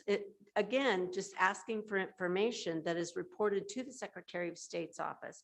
And then there's one paragraph provision that says that information would be shared in aggregate to both the Department of Revenue and of course the Joint Revenue Committee to explore various avenues of revenue and possibly taxation. I think from the Department of Revenue's perspective and looking at other states and how things are done, it appears to me that the key to implementation of any tax is that it's made to be easily understood by the public. Whatever we do, particularly when we have this opportunity to explore verbiage, we need to be able to sit down with mom and say, you know, this is what we're proposing as a legislative body. So with that, I don't have any other further comments other than I look forward to working with the Revenue Committee, Representative Overmuller, and anyone else that wants to reach out to the Department of Revenue and share some ideas or perhaps some resources that could enlighten me. All right, thank you very much. Questions for the Department of Revenue? Senator James. Thank you, Mr. Chairman. I'm just curious on why the discussions always revolve around a tax burden to the people or a financial burden to the people, and why it's never anything along the lines of making their quality of life better in the sense of attracting businesses, which once again, that's where our revenue comes from. So I just wonder why that's never part of the conversation. Is always new tax, increased tax, new fee, increased fee. Thank you. So Ms. Henson, if you can, you can answer. This is the Department of Revenue. They report to us and they collect our taxes. So they're kind of in the revenue collection business. The economic development business is probably the Business Council. But anyway, you can answer if you can. Mr. Chairman, Senator James, I think just again at that 30,000 foot level, it's that how as a governing body do we do our very best to treat our citizens similarly, to try and recognize the differences that are there. And I think that what I see the efforts of the legislature is to try and determine, you know, have we got a tax structure that is ultimately fair in the way we apply it and the way our citizens ultimately are affected by that. We have many taxes on the books that really are pass-through type taxes, and trying to explore who is the taxpayer that we're ultimately taking that dollar from. I think that that's where this body, this, you know, the Joint Revenue Committee in support with LSO, with Department of Revenue, we're just fact finding and trying to see how we can better serve the residents of Wyoming. Anybody else for the department? Thank you, Ms. Henson. Would anybody else in the public like to address the committee? Anybody else? Mr. Mayor, welcome.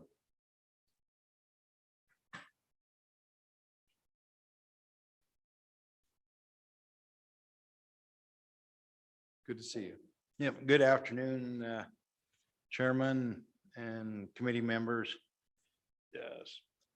Taking in today is pretty learning on my part. You've got to introduce yourself. Oh, excuse me. I know who you are. Yeah, Joel Highsmith, Mayor, Town of Shoshone, on the Board of Directors of WHAM. I applaud you, everybody here, for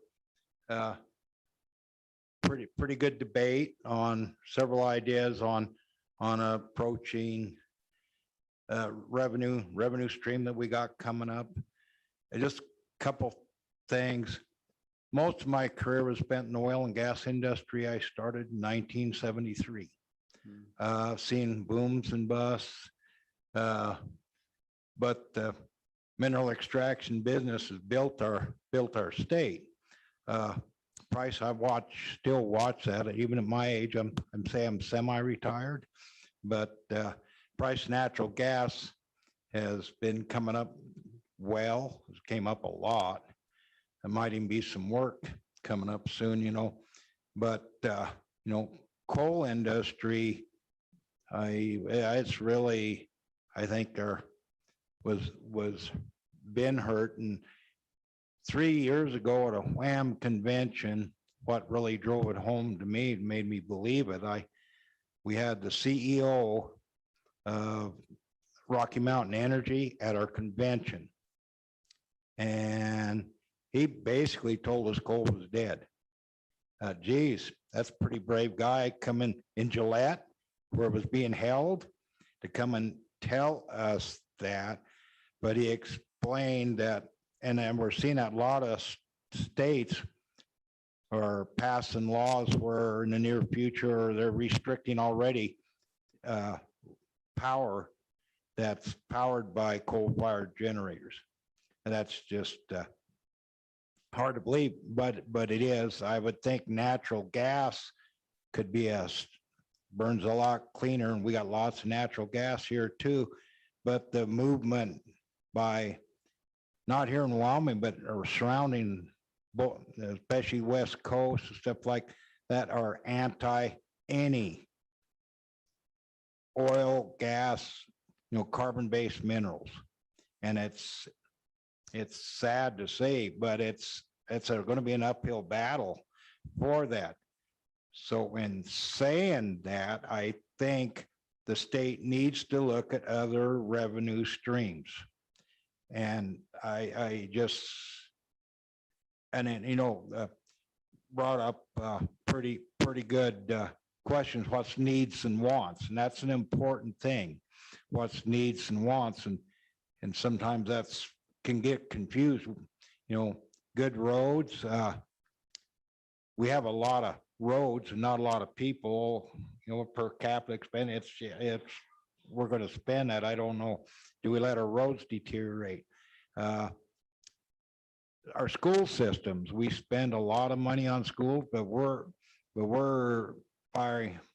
we have to, and else we change the, constitutional amendment to change that. We got to spend money on schools, and else we change that funding. Do I think that more oversight on how some of the money is spent by schools, municipalities, everything? Yeah, probably. Do we, maybe we spend money we shouldn't, but we want good roads, and we need good roads if we want to attract people here. I know community college, we spend a lot of money on the University of Wyoming and community college, but I believe one of the reasons we got Weatherby here was Sheridan Community College. So we get some benefit from there. I'm glad I'm not sitting in your seats. A tough decision you gotta make, but I think we need to look at revenue streams. I also believe I like the idea of kicking these things down the road 3 or 4 years, and maybe this price of natural gas gets 7 or 8 again, and we'll have lots of money, and we don't need the extra taxes. Once you get a tax going, it's hard to ever take it back. We get used to spending that money. I don't know the answers, but I think you're going on the right direction, and you're having a real spirited discussion, and I've enjoyed my day here today. So I just wanted to keep up the good work, but I think you do need, no one likes taxes. I don't like taxes, but sometimes we got to figure out I don't think we can cut enough out of our budget, even with good management, to replace oil and gas and coal money. I think we're going to have to generate some revenue somewhere. I don't know where. I hate income tax. If Chairman, you were at approximately a 1% on your property taxes versus gross revenues, and the big box store was what, at 0.1? Yeah. And trying to make that equal, that maybe has some merit. Definitely hate to discourage companies to come to Wyoming and do business, but I don't know, but is that something like that might be fair? I just don't know, but anyway, thanks for everything you're doing. Thank you very much, Mr. Mayor. I think there's a big bunch of wisdom from a little short mayor from a small town in Wyoming, if you want my opinion. But Let's see, committee, Representative Yen. Thank you, Mr. Chairman. Mr. Mayor, I have a question for you, if you would help me out. So let's say Rocky Mountain Power is right and coal continues to decline and to the point where it makes the state unable to satisfy the infrastructure concerns that we have right now. So for example, we no longer can afford snowplow drivers, so they can only plow the roads once a week. They can't fix the potholes in the road in the state highways, or we have to make cuts in schools. Do you think that would hurt economic development in Shoshone and hurt people being able to stick around in Shoshone if that happened? Thank you, Mr. Chairman. Yes, Chairman, Representative Yin. I believe it'll hurt the whole state if we don't have good roads, if we don't have good schools. There'll be less, we're competing. If we're looking at bringing in other companies, we're always competing against other states. Not only taxes, which I used to think was probably number one, but through economic development courses, and if people I've talked with, that's not only that. I know Cheyenne lost a couple of years ago. Mayor Orr was telling me they lost, they were competing. And I think Broomfield, Colorado got the company. I forget what the company was, but it was the amenities and things like that that they lost out on, and the just the cheap taxes did not get Cheyenne that company. So good schools, good roads, and things that we got a lot of recreation that helps draw people and clean air and good people, many good things. But yeah, I think it's all a package. Senator Schuler. Thank you, Mr. Chairman. Actually, I'll just piggyback on Representative Ian. I kind of headed down that same direction. When the state had to take a lot of cuts, so did the counties and the cities and everyone really, basically. And obviously, if things keep going south with some of our extractive industries, there'll be more cuts. I just wondered how your town is doing in terms of being able to offer services based on the kind of cuts that you took. And I know some cities probably had a little bit worse than others, depending on a lot of different things, but just wonder kind of how you're doing, because in talking with some of the cities and towns in my area, they're on a shoestring budget and they don't really feel like they can hire anybody, and they have projects that they're just getting sent to the side and so on and so forth. So I just wondered what your thoughts were on that. Mr. Mayor. Chairman, Senator, Shoshones, we're doing pretty good. We were very conservative. On the COVID year coming up, we was conservative, but our funding came in. We monitor our income taxes and income we're coming in. We treat the town more like a business, if you will. Quarterly reports, we look at things, we work at it. We were very proactive and got probably more than our fair share of the CARES Act funding. We built a medical clinic here in the last year. We bought 3 new police cars. And every one of them writes speeding tickets, I will tell you. Oh, they do. They pay. Yeah, that's an investment into the future. Don't speed through Shoshone, but our average speeding ticket is 46 miles an hour, and I don't consider that a speed trap.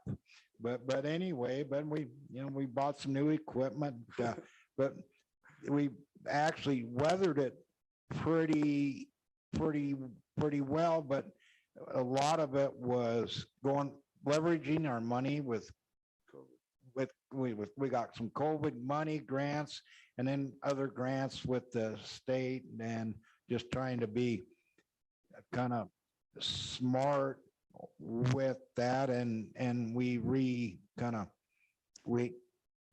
did have a fair amount of savings build up, but we did because of COVID. In the last 2 years, we've increased our coffers about $460,000. So for a small well, I used to say we're a small sized community, but after our last census, we're mid-sized. I think we're smaller mid-sized because we lost 27% of our population. And that has me concerned on what's going to come. But I don't know. I've complained. That's a different topic about the census taken. Anyhow, I'll get off of that. So, Mr. Mayor, if you didn't have the COVID funding for the past year or longer, what would your budget look like? What would your revenues look like? It'd be a lot tighter. We wouldn't have spent so much money and did what we did.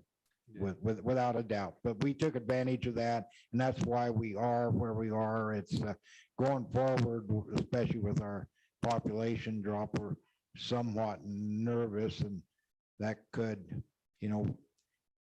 our direct distribution, what's that going to look like, and so on. We have worries without the COVID money, we wouldn't have been so good, but we're very proactive. I have a very good clerk. We worked a lot of hours at it. They just didn't give it to us, but yep. Good for you. Anything else for the mayor? I'm really grateful that you stuck around and talked to us today. Well, thanks, Todd. I enjoyed this, and I wish I could be here tomorrow, but I got an APCAG meeting I got to go to.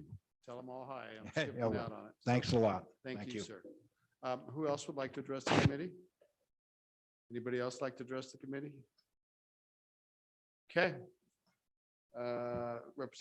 Representative Jennings. I didn't speak earlier when you were speaking to the group over here, the mighty five, I think is what you addressed us as.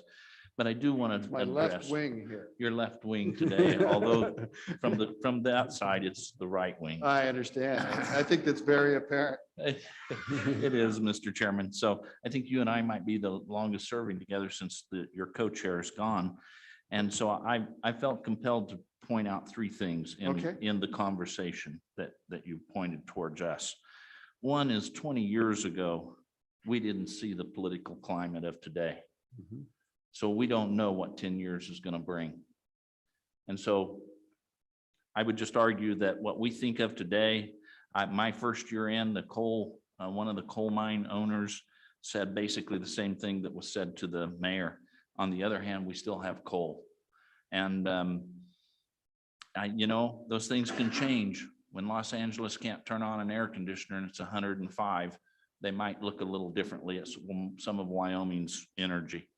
And number two is the basket of goods. When we have those conversations, and Representative Obermuller was so good to come and speak to us. We made cuts, almost $500 million, the first time in 7 years that I've ever voted for a budget. But we didn't change the structure of state government. In other words, we didn't really look at how we would downsize, or we didn't look at some of the things, because we do. It's clear that we get the most money per capita because we spend. I mean, some of that's good. You can make the argument about schools. You can say we have good schools, we have to spend this much money. Other states around us don't, and they get about the same test results. So we didn't change the structure. And so I would argue that still has to be looked at, not necessarily some of the other. And third and finally, so I don't go on too long, when we make the statement that we're going to put this in place, and then if things are good, we'll stand down. I don't think that statement's based in reality, because as the mayor stated very well, once we start down that road of taxation, I think it would be pretty hard to find very many cases where we have not went on down that road. So I wanted to make those statements, Mr. Chairman. I appreciate that you spoke to us, that you see us as your five on the right. I'm going with the right Left, there, right, yeah. Mr. Chairman. But I did want to posit those three statements. I out think to you. those are good Thank you, sir. observations. Good, very good observations. And I don't know, we've been talking about structural change in education, for example, for a long time. And I don't know what the realistic opportunity of getting it. We've talked about structural change in other ways we do government services. But so far, out of the budget that we have, the best we could do is to cut about $500 million out of it. That's the best we could do over pretty much years of trying, which was bloody and brutal. And everybody in the end said, we cut too much, especially out of the Department of Health and others. I'm not saying those are your words. Just, I have a hard time seeing how we're going to fix this with more cuts and structural change. We don't have the ability to achieve that now. Mr. Go Chairman, back. I totally agree that the political will is the real challenge. Yeah. And you can look at the structure of the committees and stuff like that, and clearly this year, we're not going to. But once again, none of us know what 10 years will bring. And I'm with you. I'm very frustrated at times that we can't get to those structural things, but I guess I'm not quite there to give up yet. So thank you, Mr. Chairman. Fair enough. So Senator James. Thank you, Mr. Chairman. So kind of build off of Representative Jennings about restructuring our, how we do things and how we fund and how we spend. I sent everyone an email about a bill that I'm currently working on, but I think it'd be very appropriate for this situation. And right now, South Carolina currently does this. And what it does is establishes a ratio between state employees and the population. And I think if we had that ratio, then we would be able to have those sideboards that are definitely needed on our spending, as well as when we have downtimes, then we don't have to worry necessarily so much about how much we're going to be spending, because it's already established, since employees are the biggest expense when it comes to government. So if we have this ratio that's established, if we want more government employees, then we need more people in the state. So yeah, I think that this would be very good as a topic or a bill for us to bring in. It would take a constitutional amendment, but it would address a lot of issues. So it's fair enough to talk about ways we can change things, and be happy to look at it. The committee's agenda was focused on some kind of moving forward with an income, corporate gross receipts, franchise tax today. So I guess we're at that point in this, and now this discussion today, where to find out if there's any appetite for having something drafted for our next meeting. So the chair is open for suggestions. I see Representative Sweeney has his little green light on. Thank you, Mr. Chairman. So I would move, I'm not exactly sure of the exact language as, but first I'd like to talk about and make a motion on a reporting bill, and kind of modeled off of former House Bill 51. But I think we heard in testimony today, moving forward, that additional information would be needed from this reporting bill. So it's titled currently reporting of gross receipts, but I just want to leave it as reporting. And because I think there's additional information needed. So conceptually, Representative Sweeney, if we're going to get at sort of this notion of a franchise, which is really a privilege tax, sort of says that it's, I think as I heard Representative Obermulen talk about it, it's not just people that have a lot of income here, but it's also people that have a lot of activity here. And the activity might be measured by employment or payroll, or maybe that's not the only way, but so at a minimum, would your bill include that kind of, your bill proposal include that kind of information gathering? Yes, yes, Mr. Chairman. Okay. So now we got the concept. Is there a second? Got lots of seconds. Discussion. Any discussion? Representative Hallinan. Mr. Chairman, I would like to have included in this bill that that it doesn't go into place until 4 years from now. I think that we're very anxious to do something about this issue. But I think we're maybe over anxious if we're going to commit to this now. So I say we need to allow 4 years to be allowed to, for the legislature to review what we've done here. And then to see if they want to take and put it into place. Okay, so Dr. Hallinan, as I understand, this bill is the reporting bill. It just collects the information. It doesn't impose any taxes, but it would allow for the information necessary to do a tax. I don't know for sure, but I suspect that I can count on my good friends on the right or the left to offer a specific tax bill maybe next. And then I think that would be more relevant for your 4-year sunset. I might be wrong. They may not offer it. It may not be necessary, but their bill is just a reporting bill. You got that? It just collects data. It's not, it doesn't implement a tax, correct? Yes, Mr. Chairman, that's correct, but I will offer. Okay, I knew, I had a feeling. So, which I totally agree with Representative Hallinan on the 4-year. Okay. So, on that bill. But we're not there yet. So just by signaling ahead, Dr. Hallinan, once we dispose of this motion, he's prepared to offer a motion about a specific tax bill. And he thinks that your idea of a 4-year delayed enactment clause is friendly. Okay. All right. Everybody on the same page? So the question is about having a reporting bill drafted and probably have some options in there that we could work, and see what kind of information. Representative Obermuller could help us with that. Secretary of State's office, and of course, our good friends at the Department of Revenue. That's the motion. All those in favor, please raise your hand.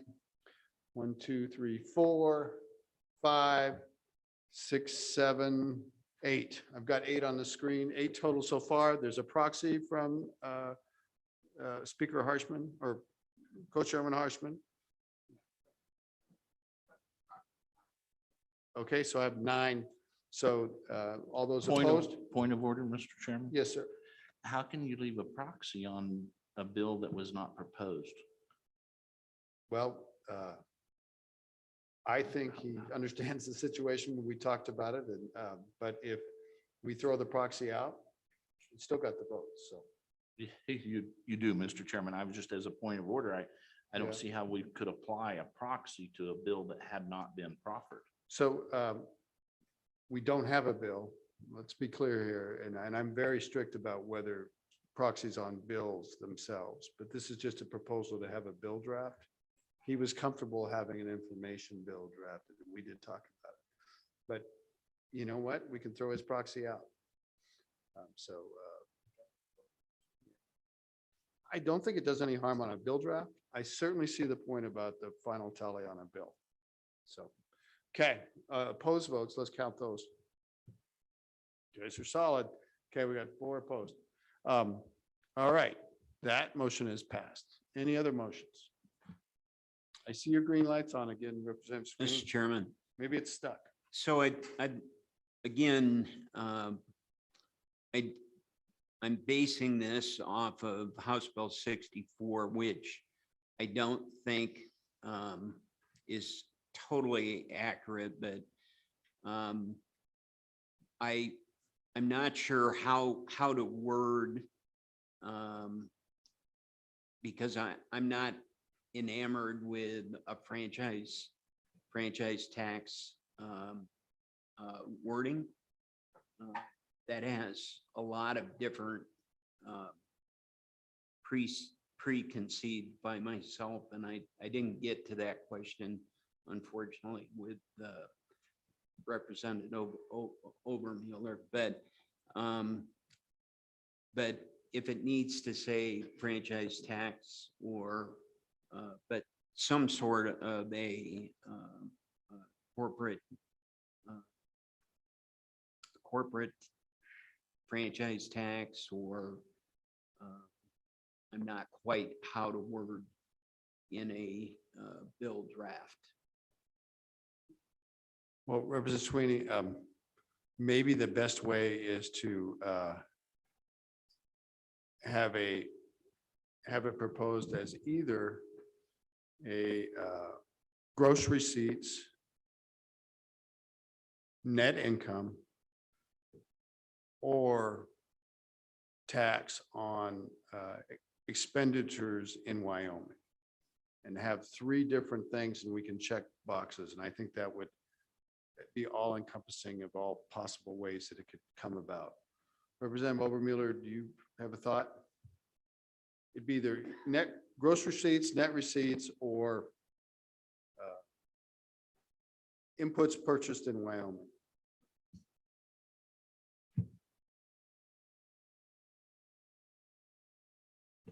Mr. Chairman, my preference would be just to have Word one franchise. idea move forward, and that would be taking the groceries, the original idea of the grocery receipts tax, upon which that information bill is out there. If that passes, you'll be seeing that information, which should include, at least, in my opinion, Mr. Chairman, revenue and labor as questions, and taking that information bill. And if you have this delayed action on the next bill, forming that bill around those concepts and ideas coming out of the information bill. So they kind of work in tandem. One is gaining some knowledge. The other is drafting a bill that would be basically a gross receipts tax, except modified for other possible calculations of that number. Essentially, it's a tax on the gross amount of something. So Representative Obermueller, we already requested the bill draft on the information. side. Right, and I'm saying, then- Mr. Chairman, what I'm saying is the next bill should build off of that and be the only item, rather than drafting or throwing in other concepts of net income. Well, I think that's what we're trying to do. We're trying to reach an understanding with you right here, right now, Okay, about gross receipts or gross employment, the two things in the bill. You can go with that. We're trying to narrow it down right now. right. In terms of the specifics of the bill that to draft it, Yes. Mr. Chairman, I would suggest that the bill as drafted should say that there will be a 1/4 penny tax on the hire of a company's labor or their gross receipts. I think that's workable. Is that friendly? Put your mic on. Yes, I believe that's friendly. Should it be titled a certain way? What would you call it? I would call it a corporate franchise tax. Okay, fair enough. Or no, Mr. Chairman, I need to modify that. It's a business franchise tax. Okay.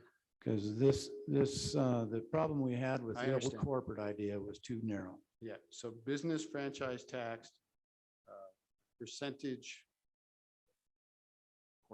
quarter percent on the hire of gross receipts or wages. Correct. Wages and other compensation, or just wages? Just wages. Okay, just wages. Do we have a second? This is like Yeah. being at the dentist's office. I got lots of seconds. Discussion. So, Mr. Chairman, also, I think needs to be incorporated the 4-year. 4-year. And I also think needs incorporated, I lost my train of thought, but there was one other element. Mr. Chairman, I think I know what it is, that $4 million exemption, or? Yes, Okay. thank you. Seconds agree? Josh, do you think you understand that? Okay, discussion. Mr. Chairman, Who do I got? Representative Jennings. Mr. Chairman, to the committee, and to my fine colleagues on the, your right, our left. And it seems to me that we've already passed for a draft legislation on an informational, finding out information. If we wind up on the floor and we're saying, look, we want to do this quarter, what Representative Obermueller is saying, and we've made that a committee bill, and we're also sitting here with a bill that says, hey, we'd like to gather information. It seems to me like that might make our committee maybe a little bit discombobulated in how we're presenting stuff. We'd like to pass this bill even though we don't have the information. And so I would urge caution here to the committee. Thank you. Representative Gray. Thank you, Mr. Chairman. I'd really urge a no vote on this bill draft motion. And the damage that these bill drafts do, every year this committee does these bill drafts, every year they fail. Again, on the floor, there's not the appetite for this and the headlines this creates. I mean, one of the things that as an economist center case, I'm sure you've interacted with, it's not just the tax rate that encourages business development. It's the expectations of the current tax rate. And I think the continued activities of this committee in doing these bill drafts is really damaging today. There's already the exemptions that's on the table. And now, I mean, you're talking about hundreds of millions of dollars of new taxes in this climate. When at the federal level, they're talking about $3.5 trillion in funding money at the federal budget level, continuing. It's CARES plus, COVID plus. It's just, it's really, it's troubling. And the time this takes on the floor, I mean, I bring bills to save lives. I know people might not agree with that characterization, but that's my opinion on it. And people say they call that a waste of time. Well, from my perspective, debating this every year is a true, not only a waste of time, it is counterproductive for where we want to go. And in my opinion, you know, the argument that we get that, well, it's a low tax rate is somehow leading to us not growing. I think it's the opposite. I think it's that these continued bill drafts are having more to do with a lack of economic growth because it's creating the expectation that there will be higher taxes in the future. So basically we're cutting our thumbs, which is we are continuing the low tax rate, but we're continuing to create expectations that there will be a higher tax rate in the future, which it's doing a lot of damage. I really ask the committee. I mean, we'll have the debate about the exemptions, but let's not do this one. It's been done every single year I've been there. I'm here. This is my 5th year now, and let's not do it a 6th time. I know you're passionate about it. I have the reporting discussion. We're going to do the exemption. I'm opposed to that, but that's passed. Let's not have this one drafted. So I know some people would have to switch, but I just really ask us to do a no on this one. And thank you. Mr. Chairman. Okay. I have one more provision in the bill, and that would be a credit, dollar for dollar offset credit for other franchise fees paid, franchise type fees paid, so that, for example, severance tax would be a complete offset against that and wipe that out. So besides the constitutional requirements, you're going to add severance. I would, Mr. Chairman, Go I ahead. don't think that the constitutional credits will apply here at all. Interesting. They don't apply against, Mr. Chairman, they don't apply against the severance tax. No, they don't. And this should be drafted to be similar to severance tax, Mr. Chairman. But you would allow the other taxes or not? Mr. Chairman, any other type of franchise tax would be a dollar for dollar offset so that it does not hit the energy industry. Gotcha. So ad valorem as well. Only, Mr. Chairman, only severance taxes paid would be the offset.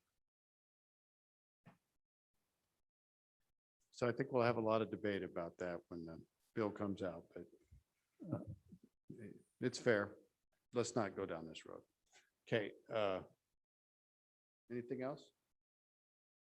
So just one thing before the question, I think about our future taxes and the uncertainty, and I certainly respect Representative Gray's position that, boy, talking about a tax, income tax every year is somehow unsettling to future business prospects and other things. I would also argue that what's unsettling to folks looking to come to Wyoming and looking at our tax structure is the future of carbon-based mineral taxes. Very unsettling, and just a few years ago was north of 70% of our resources that we use to fund this state. Now less, maybe creeping back up because of some fortuitous circumstances. But if that is not uncertainty, I don't know what could possibly be more uncertain to that, someone coming in. So I hope you'll vote aye. Anybody else? All those in favor of the motion, please raise your hand. I can count on the phalanx over here. I've got one more here. Picked up 2. So I got 5, 6, 7. I'll be 8. The co-chairman left a proxy of aye, but whether it's in or out doesn't matter. Let's get the opposed. 1, 2, 3, 4. Representative Henderson, you should, okay.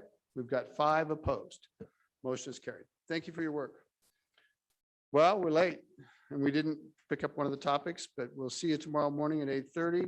The first thing will be the industrial revenue bonds. Thank you.